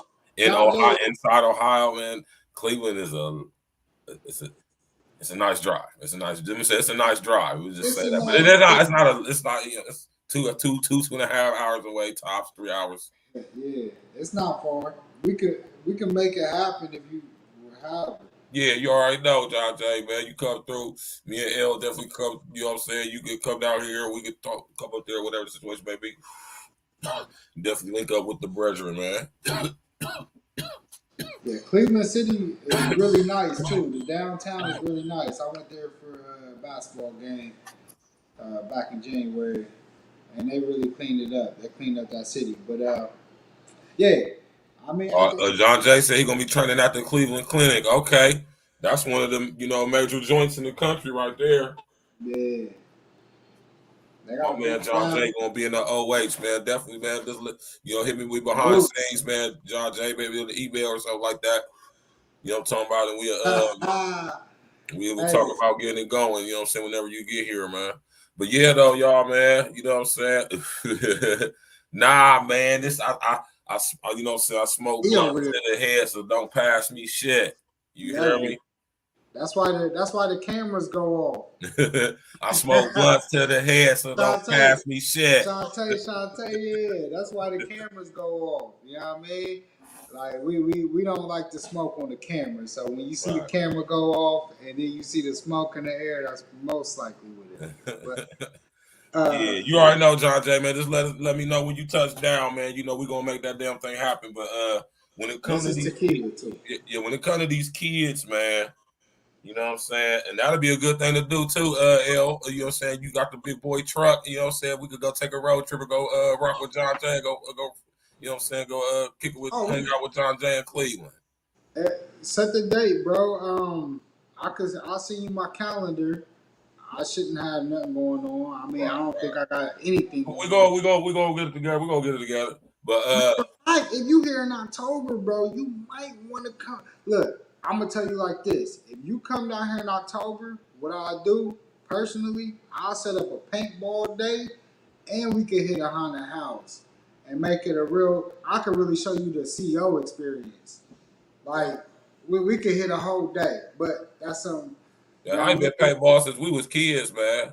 Yeah, we can make it happen. I could go. We can make it happen. We get a big ass paintball. We get the homies to come out. Set a date. We could get like 15, 20 of us. We go do the paintball because I was just talking to my homies at work today. So definitely, we could do the paintball, bro. I don't know if you into that. That'd be dope, man. But then, if anything, you could still we do the haunted houses in October every weekend. Because Ohio, if y'all ever look up, we one of the biggest places for haunted houses. Y'all come out here, we definitely make sure y'all get a great experience. But we got the best haunted houses, and we'll take y'all down to the paintball. That's the best weather. I don't know. That's the best weather to go paintball for. And then right in that October, spring, or that fall weather. That's my time. You know what I mean? I'm an outdoors guy. I like to get outdoors. You know what I mean? Yeah, I mean.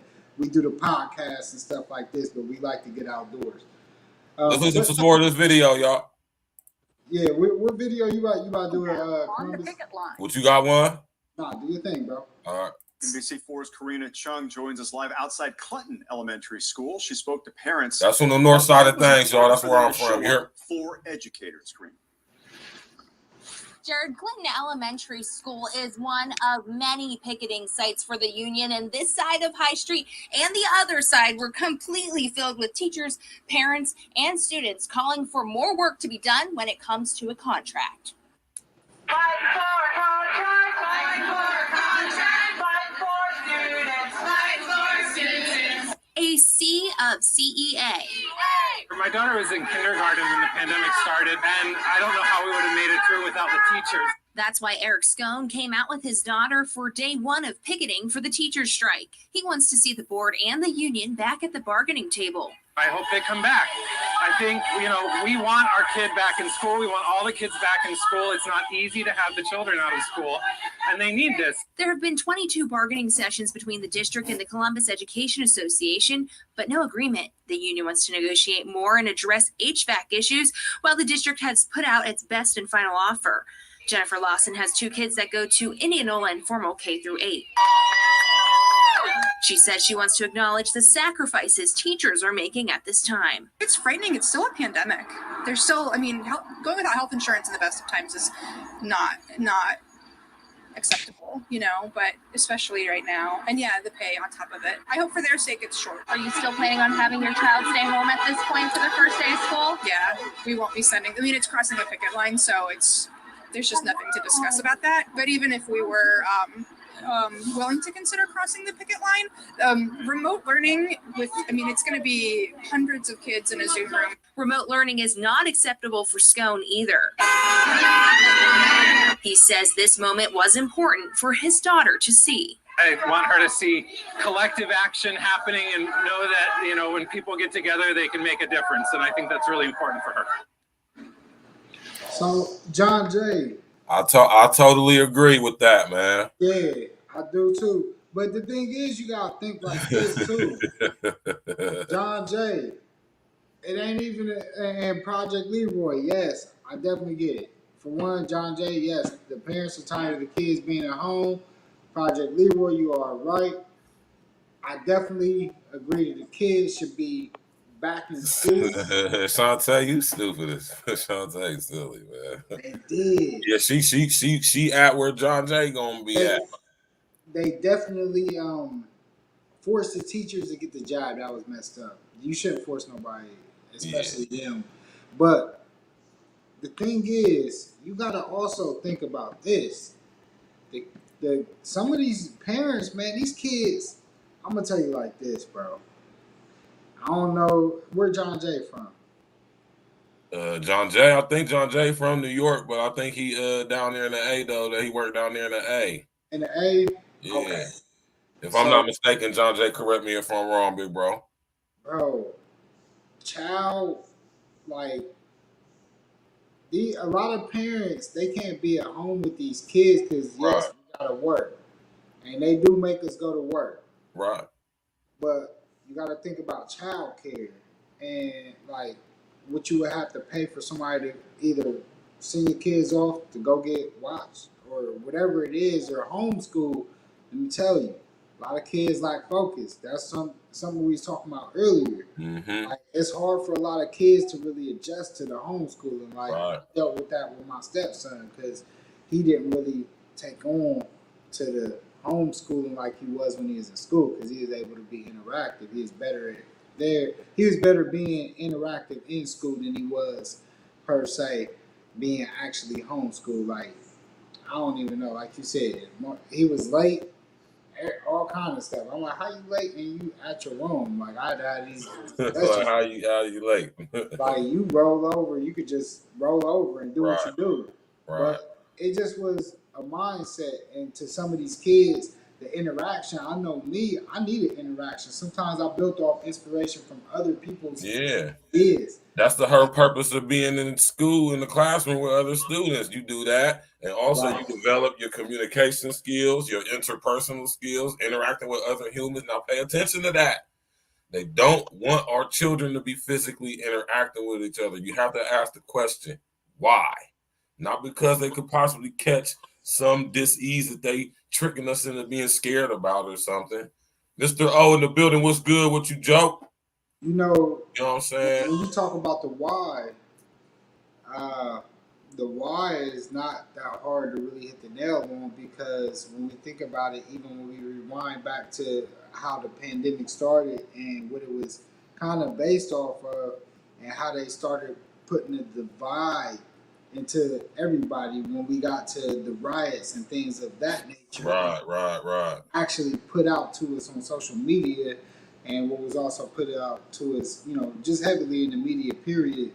But what it breaks down to, the why would basically be the conquering divide. So what I mean by that is, or let's reverse it. When you divide, you could conquer easier. Mm-hmm. So when you think about that, that would be your answer. And Stacks just dropped that link in the chat. People, come up. Come on, man. We got everybody up here. Somebody, y'all come in. Hit that link. Come in. He gonna bring y'all up. Y'all gonna be in the waiting room. He gonna see y'all. Please hit that StreamYard link. We want to hear from some of y'all. Hakeem Andrew with the deal. What's up? Hakeem in the building. What's good with you, Hakeem Andrew, brother? Good. You know what I mean? With the dealie, yo. When you think about it, the the conquer and divide, or divide and conquer, as I would reverse it and say, this is what this is first, the easiest way that you could conquer anyone is if you divide them from their source of being the strongest they can be. And the strongest that we all can be is when we're all together. So once you divide us, then it's easier to conquer us. That's the best way I can break it down in layman's term. And that's basically what I felt the whole pandemic, the whole COVID, and me and Stacks talked about this. Right. That's what I feel like all of this was pretty much, it was an experiment. To me, this is my opinion. You know, you could go whatever way you go. I understand that. I respect it. I love it. It's blessed. But my thing is, I felt like these past 2 years have been one big experiment to see if they For can sure. Big social boy media. experiment. Yeah, basically, can they use media to control us? And what's crazy is they did it so easily. Mm-hmm. Like I said, I don't think they planned it to be that easy though. I don't think it to be that easy. I would agree with you on that too. It was like, whoa, it worked better than what we would expect, and we ain't get no pushback. Listen, made people believe that they had to stay in their houses, and people actually did it. Now, let me tell y'all. I'm glad that L touched back on this, because now I'm about to just go in on this real quick. I've been in solitary confinement before. I've been in the hole. I've been in SEG. You hear me? Or what on the West Coast they call single housing unit. You hear me? Man. It's not nothing I would intentionally want to do. And that's the equivalent to what was going on for a year and a half with a lot of people, especially in America. All over the world too. We ain't gonna just say it. All over the world. Think about that, y'all. They did it themselves though. That's the difference though. Do you understand the level of self-confinement? Listen to what I'm saying, y'all. I'm talking about on a global scale, y'all. Man, listen. People across the world were willingly, wittingly self-locking down when they didn't have to. I want y'all to think about that, man. That's what I talk about when I talk about non-acquiescing and non-complying. And the world just acquiesced to that with no proof, not to get into it, but no proof of anything. And as we're seeing now, it's a whole lot of BS coming out, right? But we see what happened, like my man L said, experiment. Big Petri dish experiment, right? Right? A lot of experiments on a lot of different levels too. That's crazy. It's not just one. It's one big entire with many different ones involved in it. You know what I'm saying? Now we seeing how the educational system is being basically shattered from the inside out. Mental health, yes, Shantae. Yes, Shantae, yes. Mental health crisis skyrocketed, which brings us to our next point, Shantae. Girl, you're good for a lot of stuff, or a lot of times, or should I say, sometimes, girl, you're good. When you're doing this, Shantae, you're good. Great. That was perfect segue into where I was going to go next. Perfect segue to where I was going to go next. And Project Leroy, right. My dad. Hey, Project Leroy, my dad would have did the same, bro. There was no off. My dad didn't believe in off days. Never. He never believed in off days. If we had a snow day, hey, he would find something for me to do. That was nuts. As soon as you said that, my dad was a Marine, a military man. There wasn't no off days around the house. I would have dreaded work from home school. Oh my gosh, that would have been worse for me. I'd have been in boot camp. No buddy. But hold on real quick, y'all. While we on the mental health, and I'm gonna touch on Shantae, shout out, because yes, mental health crisis skyrocketed, and I know me and Stacks, if you touch into any of our past episodes, we always somehow the kids always find our way into every podcast we do. That's because they the root, they the foundation. Right. We always, every one that we've done, and we came up on this, every one that we've done has always somehow tapped into mental health awareness. Like, if anything, we got to get a sponsor for mental health awareness because we talk about that every episode. Because to us, like, I know to me, I went to therapy, and I know a lot of us ain't privy or don't go or don't utilize our insurance. Read your insurance. One thing I will say, I'm getting into this life insurance, and I swear when I learn this and I've passed my test and I really get it, I'm gonna really put y'all on because one of the things that me and Stacks was talking about earlier, that group that we had, what I call the town hall, that town hall, what our goal was basically was to access all the information from all different places, whether it be investments, it be life insurance, it be mental health awareness, it be whatever it is, all these different lanes of information that some of us and even us, like loans that we are privileged to, that we don't know, even with our kids getting student loan, things like this, and put it all in, I want to put it all in one PDF for all of us. So we go to one place and we have all this information for us to go to, and it be a live breathing document that everybody can update to make it easy so we all have access to this information. Because one thing that I really preach and one thing that really helped me in life was the mental health aspect and really talking to people outside of just the people that I'm around daily. Like, mental health is something that we really got to address. And that's what really the effect of our kids and what's going on, what's going to happen in homeschool, not having them interacting with people. That's something that we got to think about.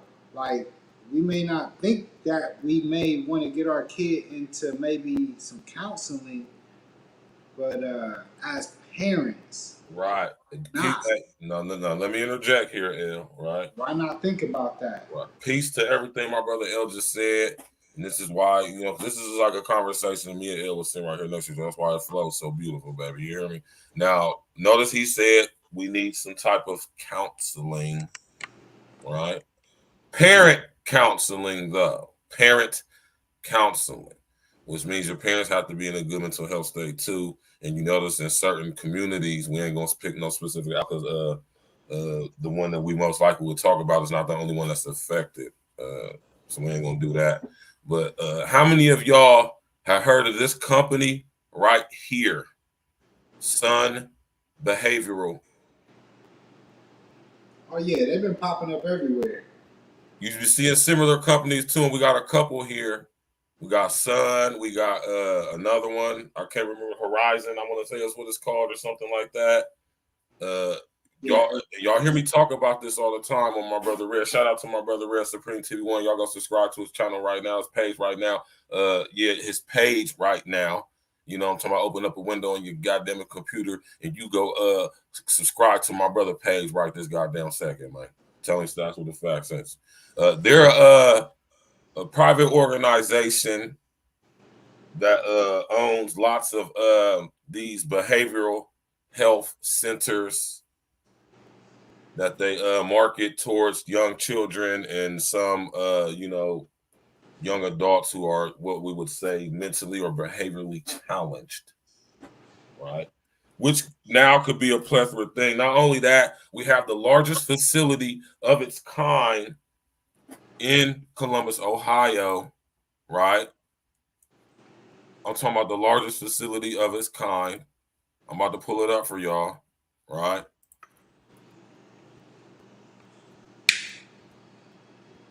I'm about to pull it up. This is the largest facility of its kind in the state of Ohio. I mean, in America.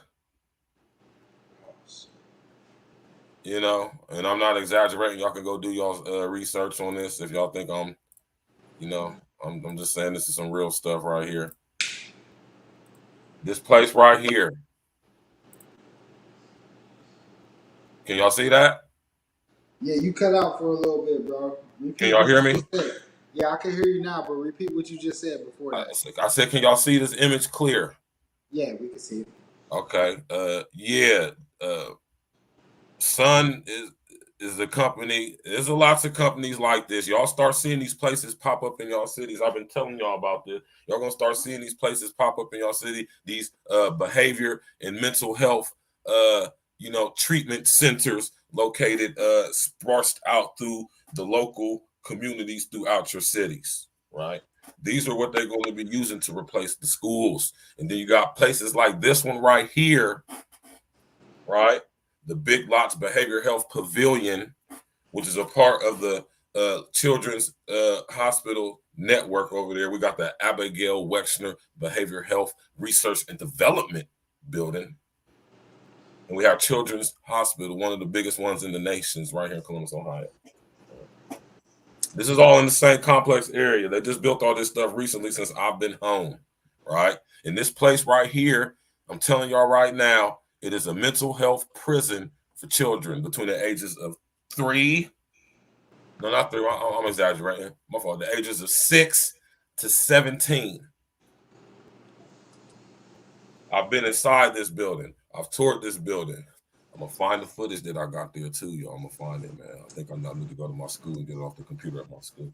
But anyway, this place is a mental health prison, y'all. And this is what they got in place for these schools. When they get down, they're about to start introducing these re-education centers. Lex Wexner,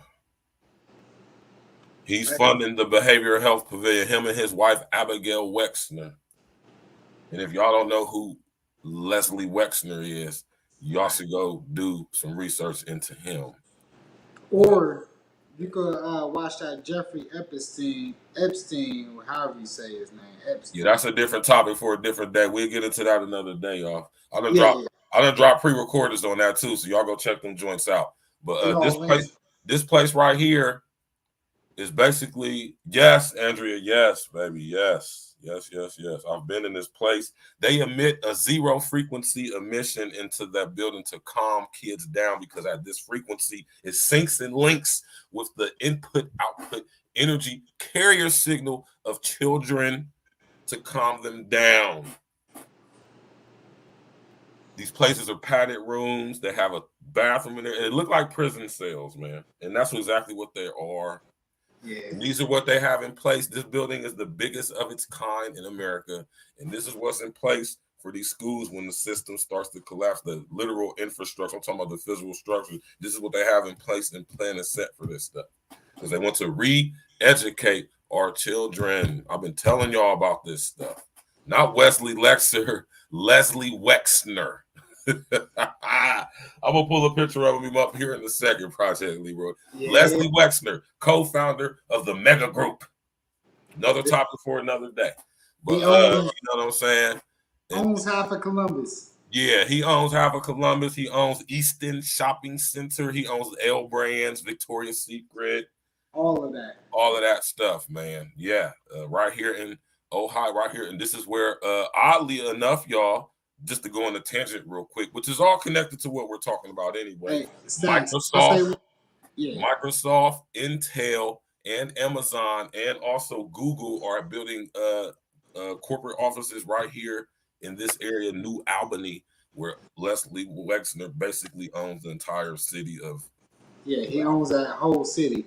Whenever any public, anybody of any high stature, public official hire, presidents from other countries, any of your presidents, anybody, when they come to this state, they don't stay in hotels. They have a compound. It is I worked out there for years. That's where lower.com, where I said I was a loan advisor, mortgage loan advisor. That's where I was at, in New Albany, where he owns the whole town. And the compound I drove past every day, where all of your people that was on that list for the Jeff Epstein trial, they stayed there. When they come in Ohio, especially Columbus, Ohio, that's where they stay. Yes. But you could go on from there. I just want to make that known. Right. And also back in the day, my brother Nino used to work up there at Easton, buffing the floors when it first opened back in the day, and he got hit to go work at the Leslie Wexner compound in New Albany. And Nino, man, I'm gonna have Nino come on the story here and tell y'all the story about that. That you listen, can't even go on L, listen, bro, listen. When I tell y'all this story that Nino told me, man, listen. You hear me? I already know it's crazy. I ain't even got here. Listen. You hear me? But yeah, I've seen hot stuff on my drives from working to work. Right. That's all I can say. But yeah, this place right here, y'all, this is what's in place. They have in place for school. Y'all gonna start seeing similar facilities pop up in y'all cities as well. You know what I mean? Yes, Project Leroy. Yes. Yeah. I would a mighty web is weaved. Every documentary, you'll hear his name tied into him. That was actually the guy who they said was. What's the infringement on assumptions or his lover? What's the copyright infringement? What would you say? Allegedly. His alleged lover. Allegedly. I want to make sure y'all could try to sue me. Y'all ain't gonna get that out of me. What you gonna get? Man. We box real cleverly over here at A Real Talk Podcast with our language, man. You know what I'm talking about? His alleged lover, whatever you want to say. So, just Google him. Google it. When you Google it, you'll see. Google Lex Wexner, Columbus, Ohio. You'll see all kinds of stuff pop up. Or you could just, or you could do this, or you could just go to the video section on my page and scroll down, and you can see. I know I got at least 2 videos breaking down old Leslie. Yes, you do. You know, they connected with old girl Ghislaine Maxwell.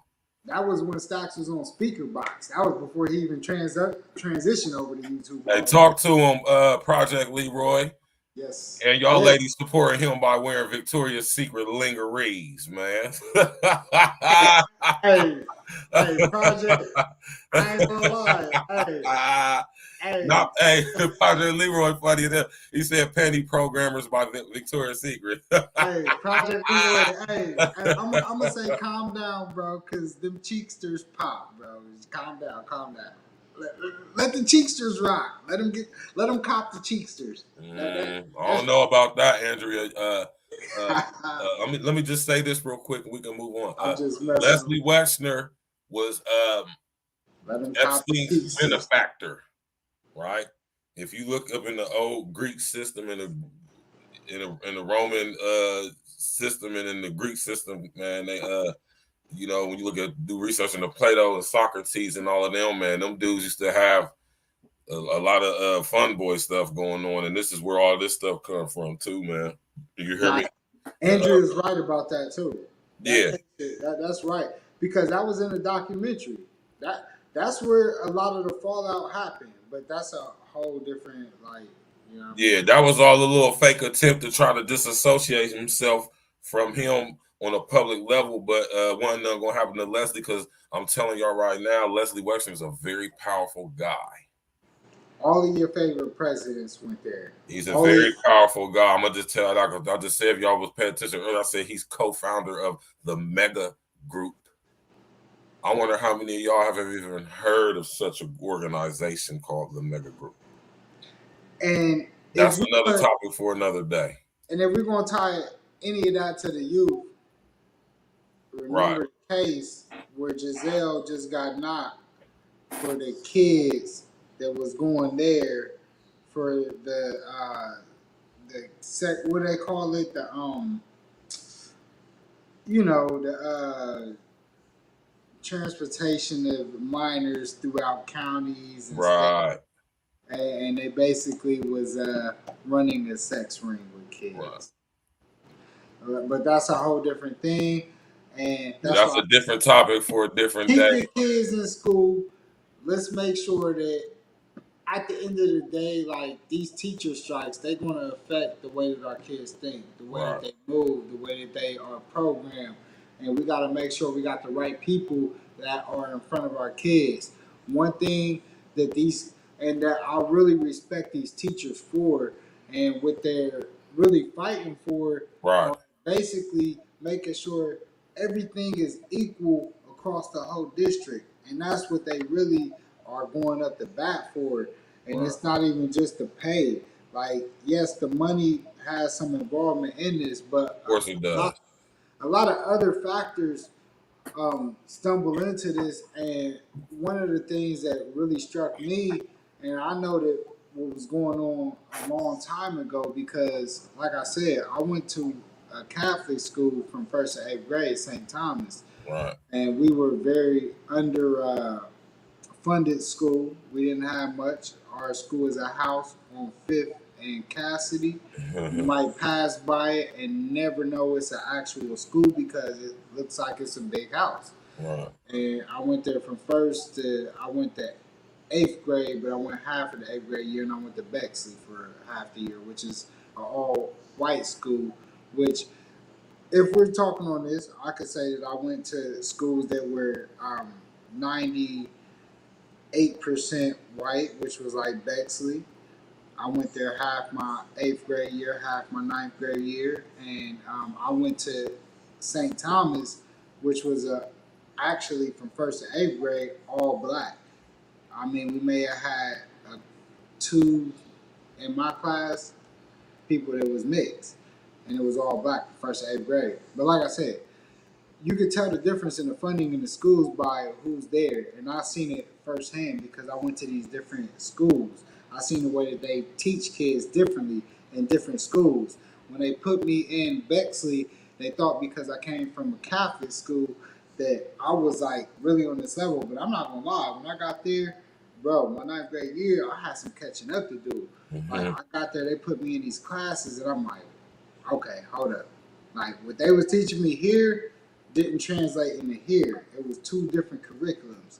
I seen it with my own eyes. Right. Luckily, I'm who I am, and I'm able to adjust. Like, I had to maneuver, but at the end of the day, like, I seen 2 different sides of the spectrums in the way they teach you in an all-black school and an all-white school, and it is totally different. Because even my 9th grade year, I started out at Bexley from. So to give you a story, my 8th grade year, like I said, I went to St. Thomas 1st to 7th grade. 8th grade year, I said, look, we moved close to Bexley. My parents was like, we try to get you in this school. We finessed something, finagled. They got me into Bexley. I didn't stay in Bexley. That's another story. Then I got in.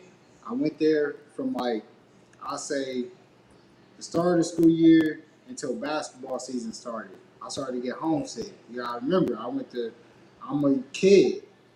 And when we talk about mental health awareness, like even me, I low-key had the relationship with my parents and the realness back then before all this social media was privy. And I could put myself in that situation to talk to y'all. It's the first time I ever talked about this. But I even went to my parents, like, I had been at an all-black school my whole life. And here I am, I went to an all-white school. And this is what I actually asked for, because I wanted to go to a school just because I could wear my own clothes. Because at private school and Catholic school, you had to wear the same stuff every day. Uniforms and all that stuff. Shirt with a tie, slacks, some dress shoes. And that was what you wore every day. So my only reason that I wanted to go to Bexley was so I could wear my own clothes. Right.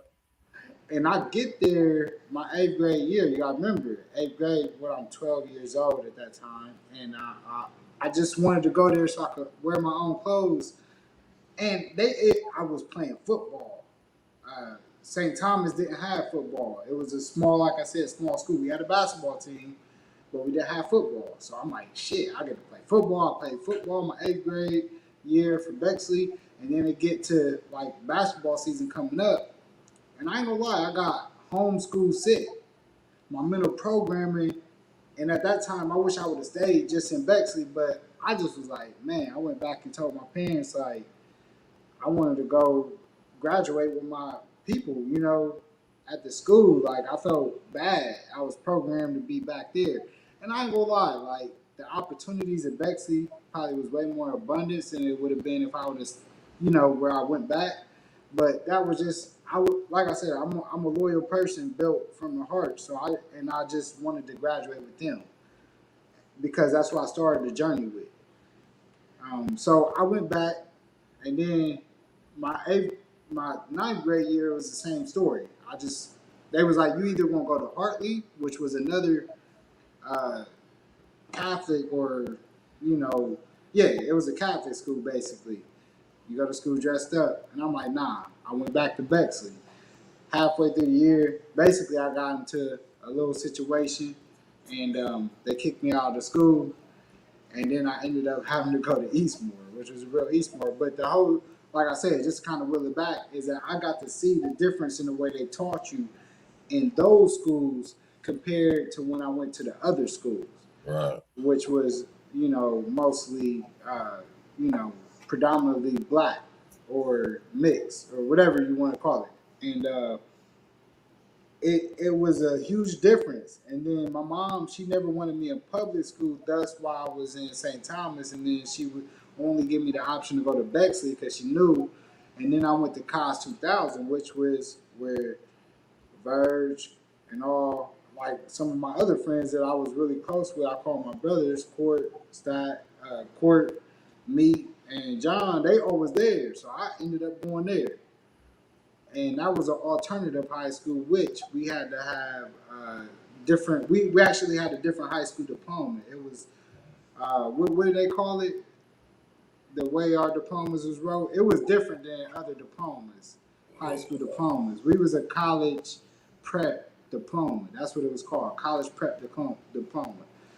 So I seen the difference in all different kind of schools. I actually went to 5 different schools just in my middle school to high school years, and I've seen the difference.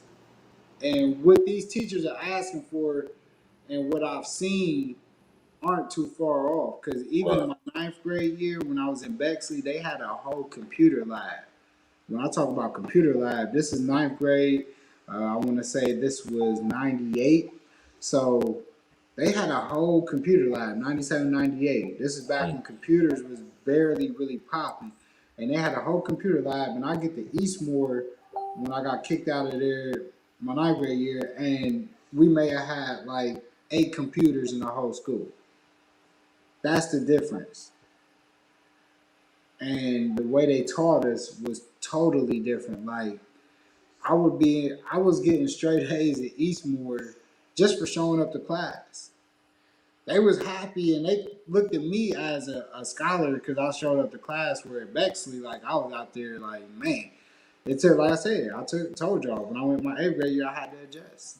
They thought just because I came from Catholic school, I was just catching on to everything. But we're gonna will it to up to now.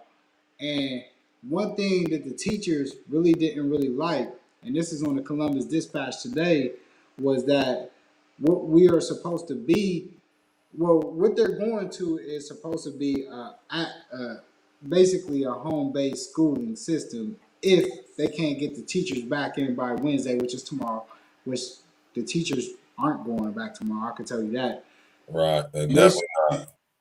Columbus City Schools is a 1-on-1 district, which means students are given a Chromebook for schoolwork. The total number distributed of Chromebooks was unknown as of Monday.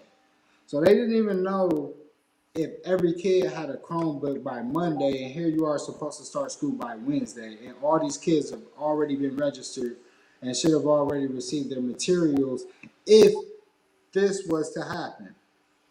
So we weren't prepared, is what this is showing me. Right. So with the strike happening, which like I said, I work downtown now. I just switched jobs into a whole different field. So I work downtown, and I rode past. So on Monday morning, as I'm going to work, I didn't even really pay attention. I was kind of like going on the freeway. As soon as I got on the freeway, but they had like, I don't know if y'all remember like the OJ chase where people was like up on the freeways, like on the where the streets go across the freeways, and they had signs and all that. But they was up there, and I didn't see it. Like I said, I rode past, and I wasn't paying attention on Monday because I was changing the song, whatever I was doing. And so I get downtown, and I'm about to turn like on the street where my job is, and it's a couple schools right around the corner, and I see it. It was like the line, like all the teachers right now, if you type in Columbus, Ohio schools, they'll show you the protest is going on right now. And I seen that downtown.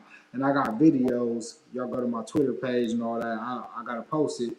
But yeah, they was down there today too. I was like, I posted today, hey, day 2, they down here going hard. And so they are out here fighting not just for the wages, which I think is despicable the way that Right. It's teachers, terrible. but they're also paying Disrespectful. for better resources for the kids. Right. They want these schools to be renovated, to have Right. air conditioning systems and a proper heating systems.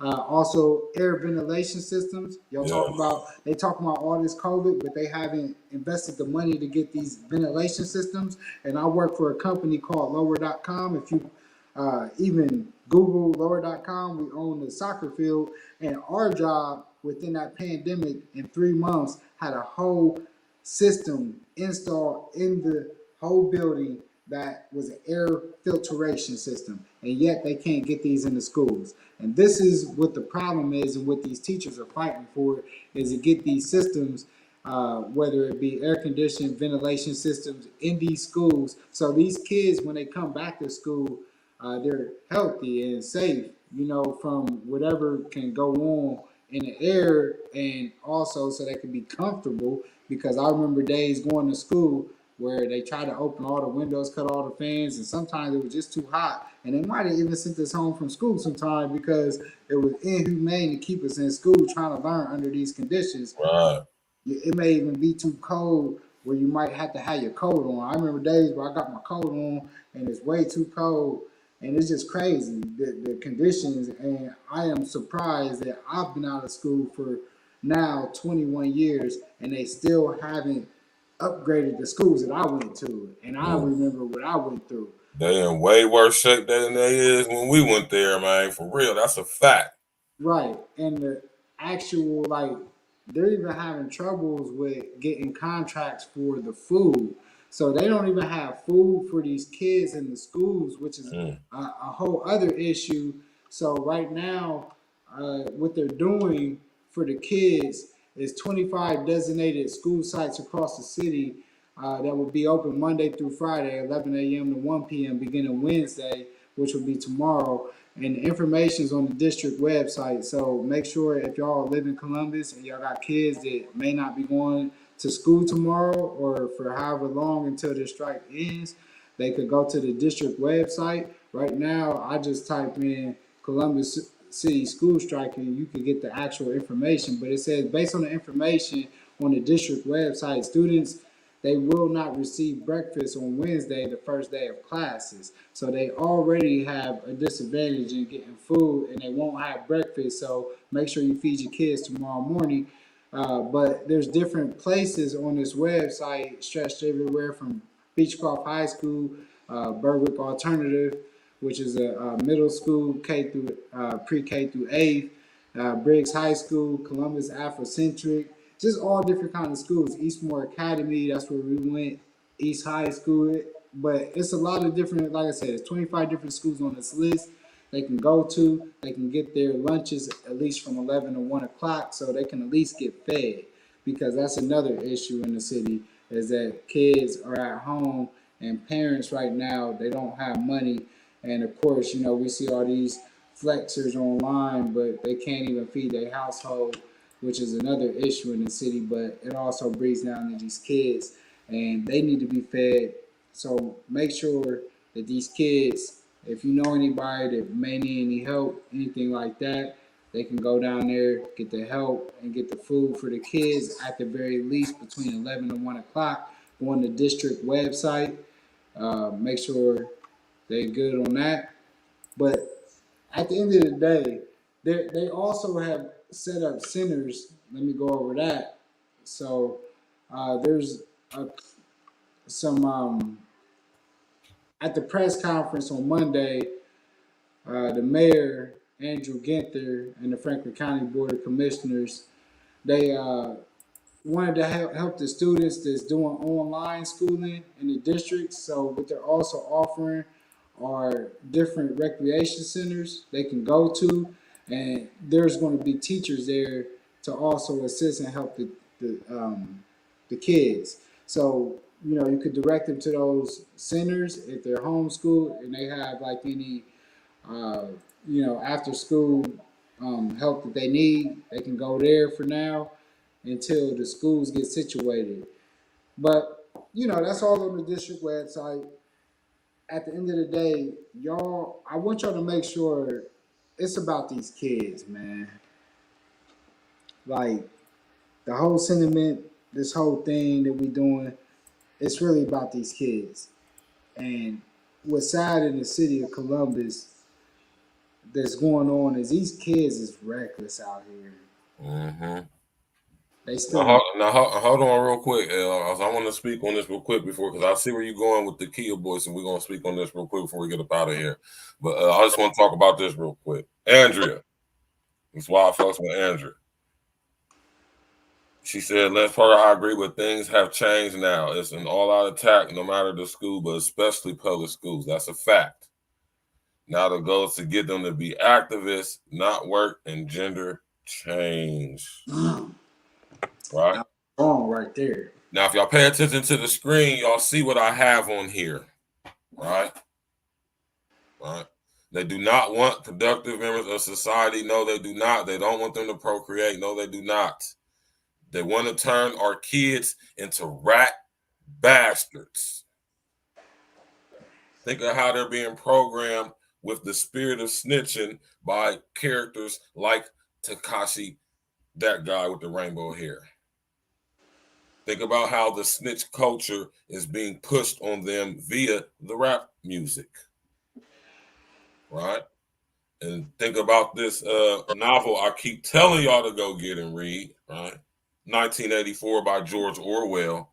A member or a part or a department in the Ministry of Truth was known as the spies. And this is where the children would go to school. And this indoctrinated them into the ideology of the regime of Ing Sok, which stood for the English Socialist Republic. Right. And the kids were indoctrinated with the protocols, rules, and regulations of the state. And they were trained to specifically spy on their parents,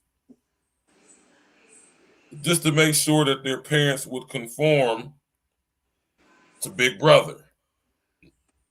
And this is what we're witnessing with our children right now, breaking up their psyche by making them stay at home for a year and a half under the threat of contracting some disease that has not been proven to make anybody sick, even to this day, right? It's also breaking up their psyche and keeping them away from each other, right? Or looking at each other and telling everything, right? Making sure you do what you're supposed to do, making sure you're following the rules. And what better person to indoctrinate early is the children, right? I want y'all to read 1984, right? Now, real quick, right? Real quick, y'all, real quick. You know what I'm saying? Real quick. It's another movie that I'll be telling y'all need to go watch. Right? I tell y'all go watch this movie all the time. Right?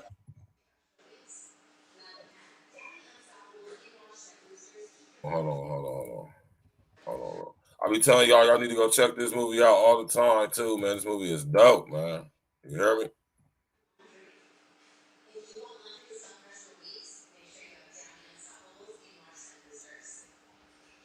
Let me see if I can find a specific one.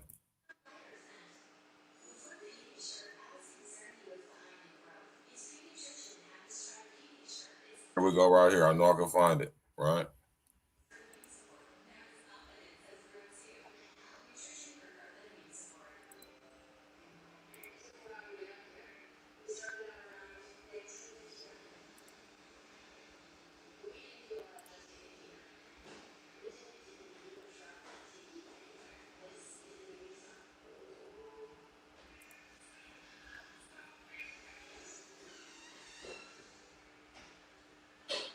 Man, hold on real quick, y'all.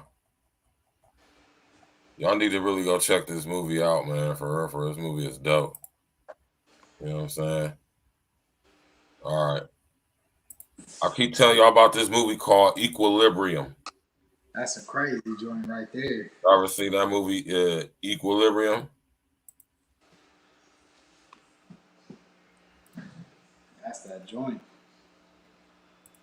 This movie is y'all gotta go see this movie. Yeah, they've been building them joints, and the thing is, Andrew, they've been doing that stuff right in people's face. We got like 6 of them right out here in Ohio, and people don't even know them. But not to get too far off topic, but now we're talking about education here, y'all, right?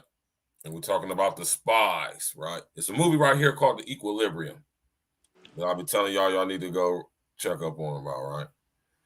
And in the society, which is society, something similar to 1984, right? The children were sent to school where they were indoctrinated with the ideologies of the totalitarian regime that ran things in this movie, this dystopian society called Libria, ironically, right? And the children Libya. were Libria. And, So is it like in reference to Libya? No, it's in reference to being Libria, or which is a Latin Vulgate term for libertà or liberty. Okay. Right?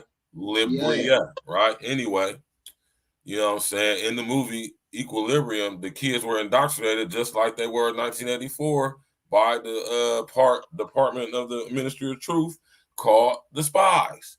And these children in Equilibrium were taught the same thing. They had to make sure their parents, they were on them.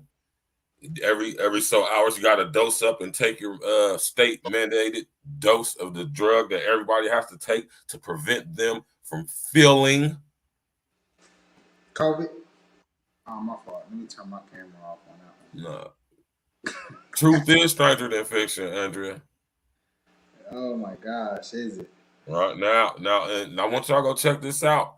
And I'm talking about all this because this is what they want to indoctrinate the children in the schools to be rat bastards, to make sure we doing what we supposed to be doing, make sure we following the rules, and then turn our kids into robots. If y'all pay attention, if y'all paying attention, this is what they're doing right now through the schools. Now think about when these kids were at home with you. A lot of y'all were working from home. Think about now how when kids go to school, they have these so-called guidance counselors who are basically asking them questions whenever they come to them, because they're supposed to be able to come to these guidance counselors to talk about sensitive things. They don't feel like coming to talk about their parents. But when they go talk to these guidance counselors, they're prying, they're probing, trying to see if there's something going on in the home.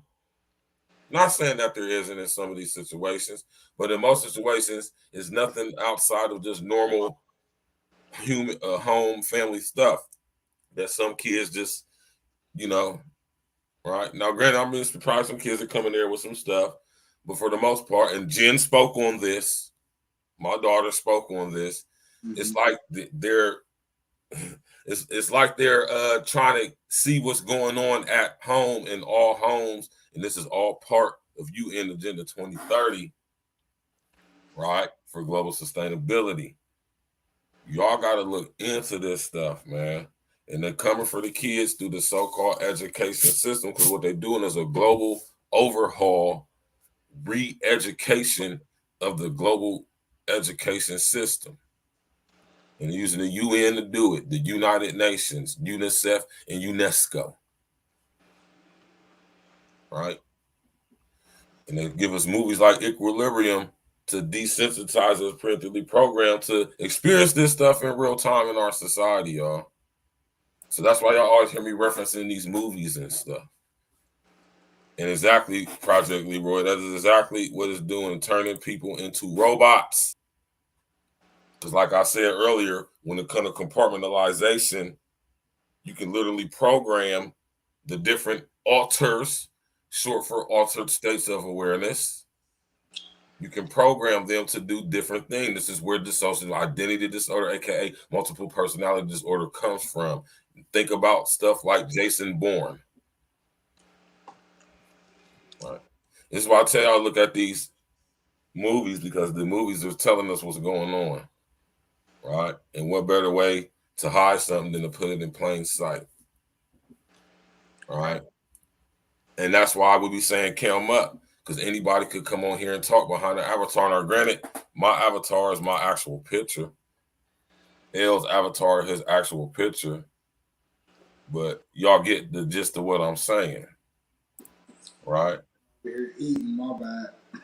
You feel me? So this was a good show tonight. Y'all, hope y'all enjoyed it. You know what I'm saying? They're coming for our kids, man. And we seen it firsthand in Columbus, Ohio, with the teacher strike.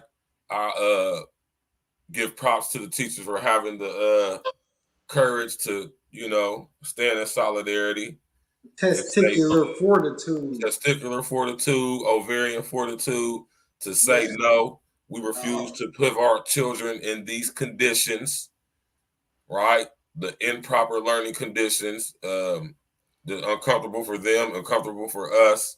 We're tired of the shit pay.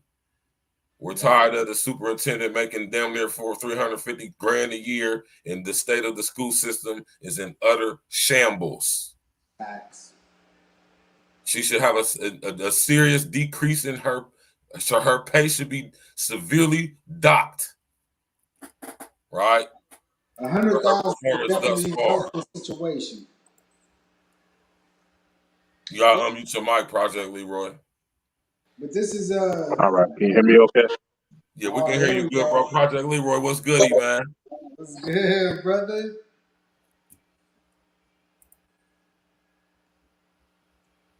We can't hear you now, Project Leroy. Controlled opposition going on right now. What you say? Oh, I said I am witnessing a lot of the stuff you guys are talking about over the past few years. I used to mentor middle school students at middle school, man, just for teaching them and tutoring them in math and science. And then you start to see a lot of the stuff where they, you know, it's almost like they become unattached or complacent. Right.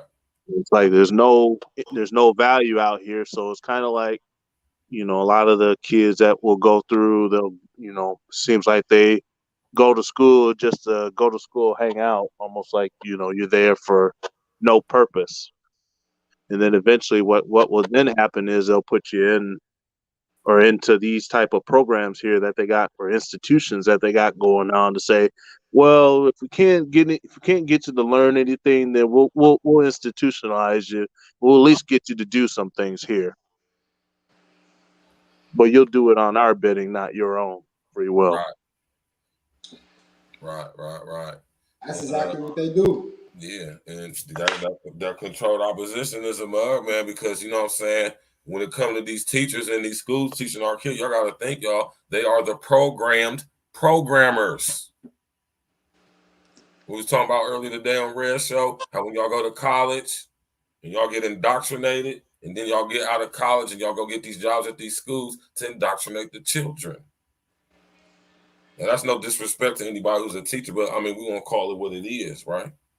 And when you happen to be a teacher who actually goes against the curriculum and actually try to care about the kids, right, you get repaid with deplorable school conditions of the physical buildings, shit pay. You have to become more than a teacher. You have to become a guidance counselor. You have to become a psychiatrist, a psychologist, a nutritionist, a friend. You feel me? All these things. Put your own money out there. Right. All these things that cross the boundaries of so many things, man. You hear what I'm saying? It's some things that they teaching in school now that they're imposing on them school now that should absolutely not be the responsibility of teachers to be doing for our children. That is our job to do. These things about this whole LGBTQ LMNOP barbecue committee agenda, that is not something that should ever be discussed in school. But you know, Stacks, a lot of people weren't ready to be parents. Exactly. And unfortunately, you know, we have to pick up on the slack of that. Right. The people And like that El said earlier, we have a golden opportunity, especially in Columbus, Ohio right now. We have a golden opportunity to seize the moment, right?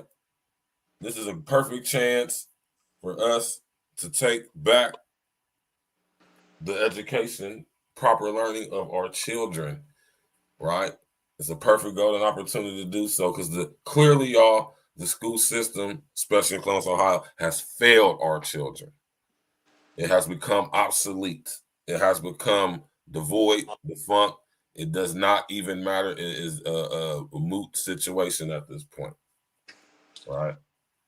Now we're gonna say that Kia boy session. We'll speak on that a little bit later, man. You feel me? Yeah, and it ain't even to put a knock on other teachers because there's so many great teachers out here. Right.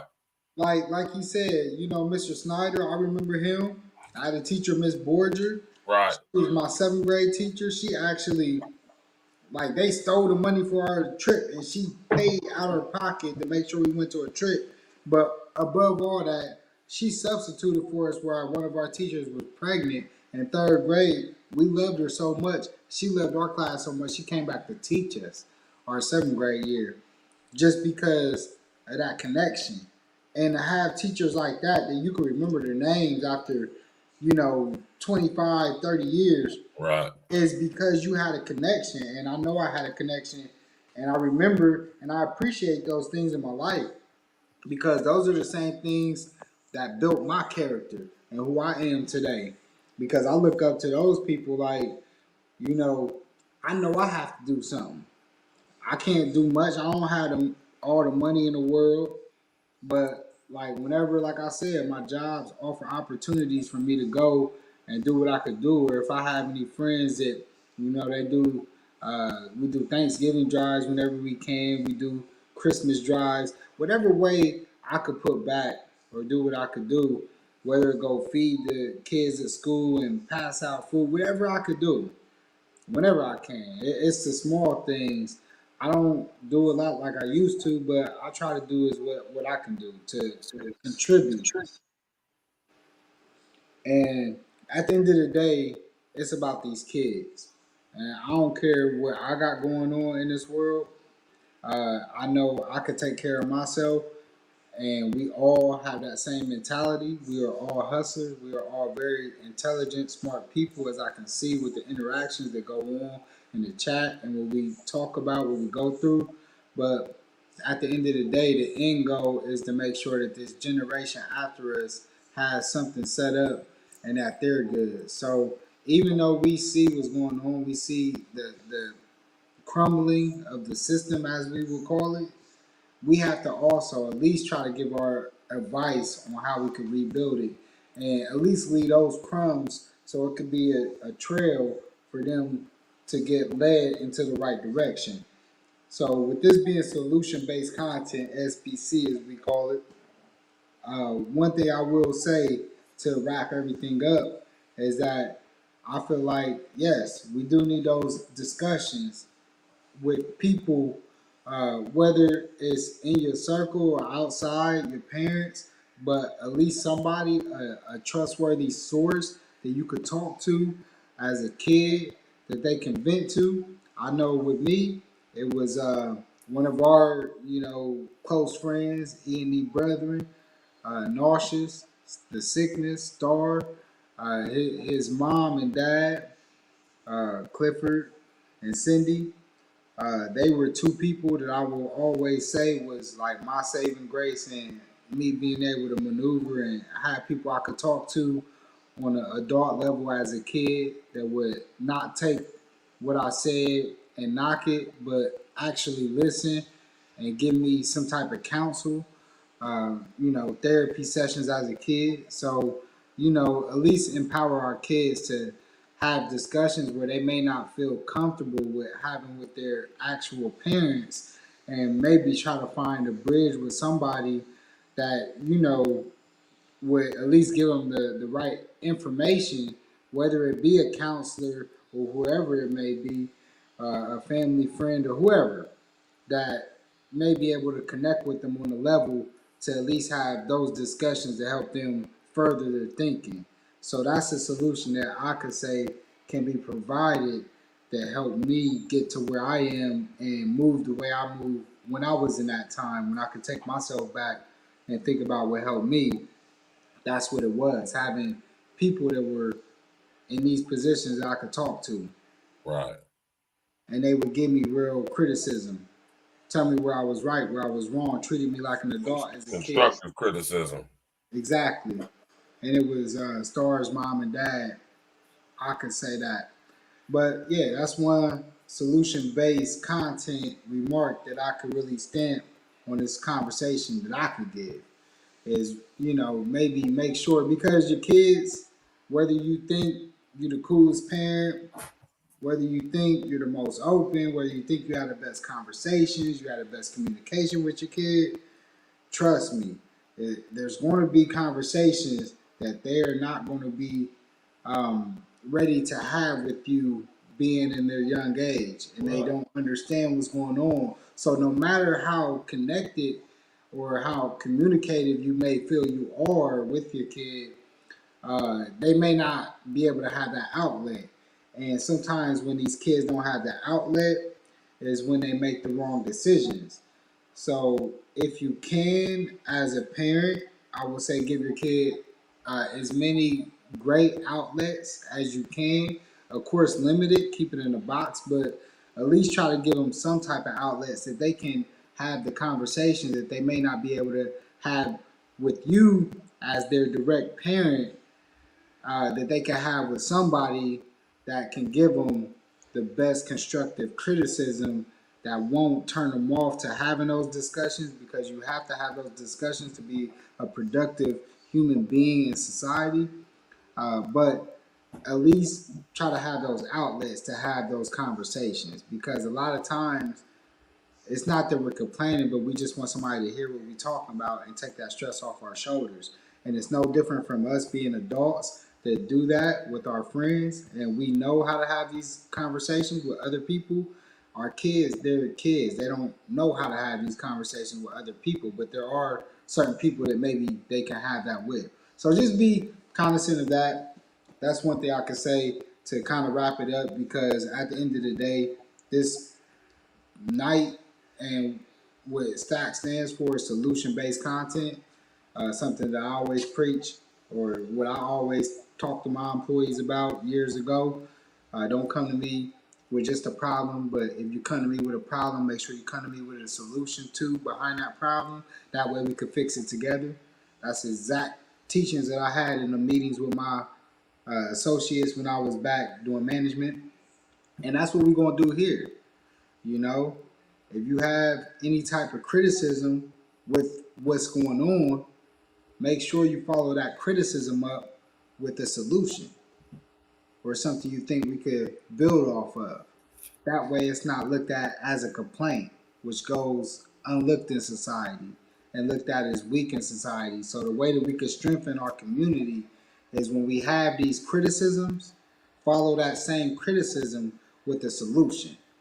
And that's the way that we build a stronger community. There it is right there. Project Leroy, in closing, brother. Oh man, real talk right there. Couldn't say it any better, King Al. Appreciate that. Thank you. And all I want to say, man, is just keep doing what you're doing. A little bit does go a long way, and that little bit does not go unappreciated.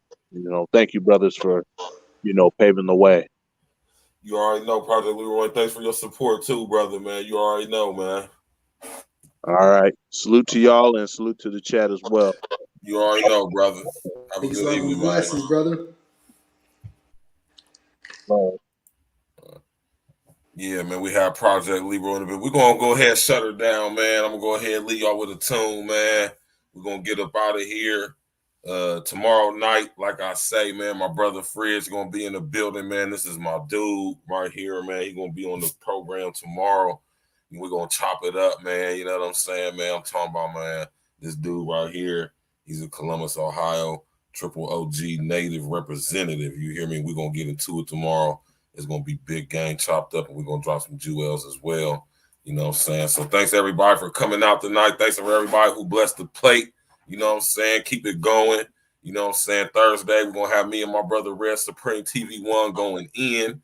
Make sure y'all tap in. We're going to chop up big game. You know what I'm saying? Friday, we're going to have my brother King Els back in the building again. We're going to get it in. And then Saturday, you know what I'm saying, we're going to have my man Glister Guarantee. He told me it's going down Saturday. I'm pretty sure El going to be there for that too, because he's definitely on that album. So, you know what I'm saying? We're going to go in Saturday with the listening party, breakdown, commentary, Q&A, and all of that. Y'all make sure y'all tap in with us. We got a nice, fun-filled week coming up for the rest of the week. You know what I'm saying? So make sure y'all tap in and walk with us, man. It's been a beautiful evening. Appreciate y'all coming out, man. And hit that like button on your way out. You know what I'm saying? And smash that like button. You know what I mean? Hit the subscribing bell. You understand what I'm saying? And subscribe to the page, sharing your social engineering and all of that. Appreciate everybody for coming out. You know what I'm saying? I'm gonna leave y'all with a E&E tune, man, for the evening, man. And y'all enjoy the rest of y'all evening, man. All day, every day, no days off.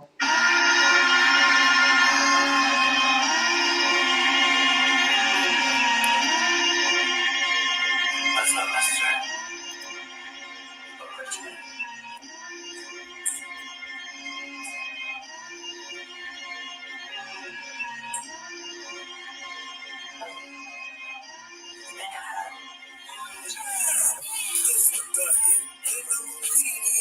I got the beef burger. Anyone seeing this? Stop, get it, man. Is anyone believing this?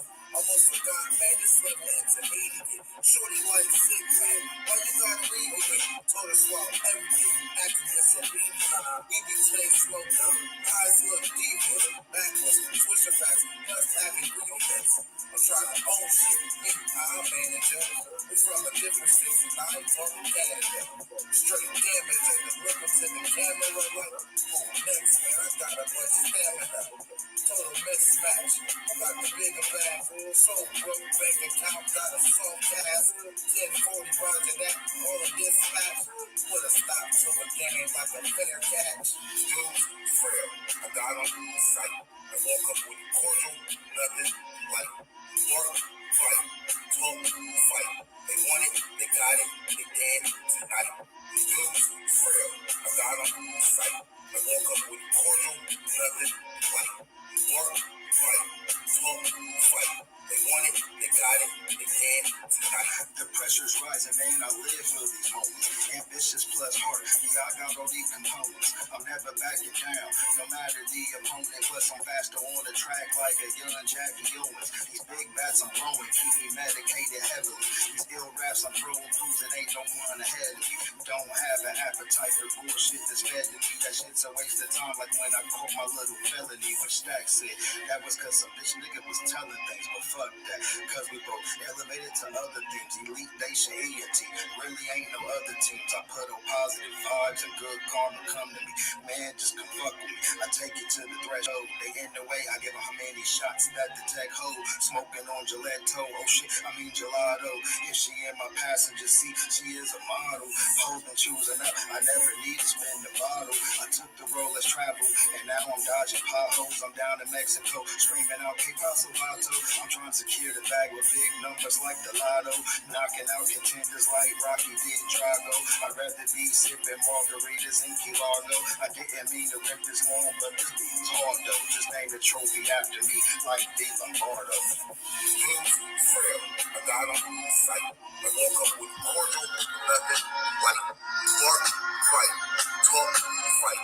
They want it, they got it, they dead tonight. Dudes, frail. I got on the sight. I woke up with cordial. Nothing like work, fight, talk, fight. They want it, they got it, they dead tonight. Six say they dead, so the niggas dead. Rain said they dead, leave them leaking red. Glitch nigga, these sharp bars to cut your head, period. I'm like the bakery, if we want a bread, go ahead and put them to sleep. I guess I'm super dead. Jeans 400 alone, I got them super dread. In it out and blood it out, that's on a daily basis. I'm about my dough and about my kids, get out my fucking fucking FaceTime clock, nigga, I'm punching in. CL 650 type shit that I'm flying in. Google that, all over the globe, nigga, I truly rap, road to the riches, and I ain't using no Google Maps. Two fingers together, nigga, I'm about to snap. Hear a loud boom, got niggas like, what the fuck was that? Guarantee and E&E, we take the summers back. Break a 1-9, nigga, roger that. Glitch.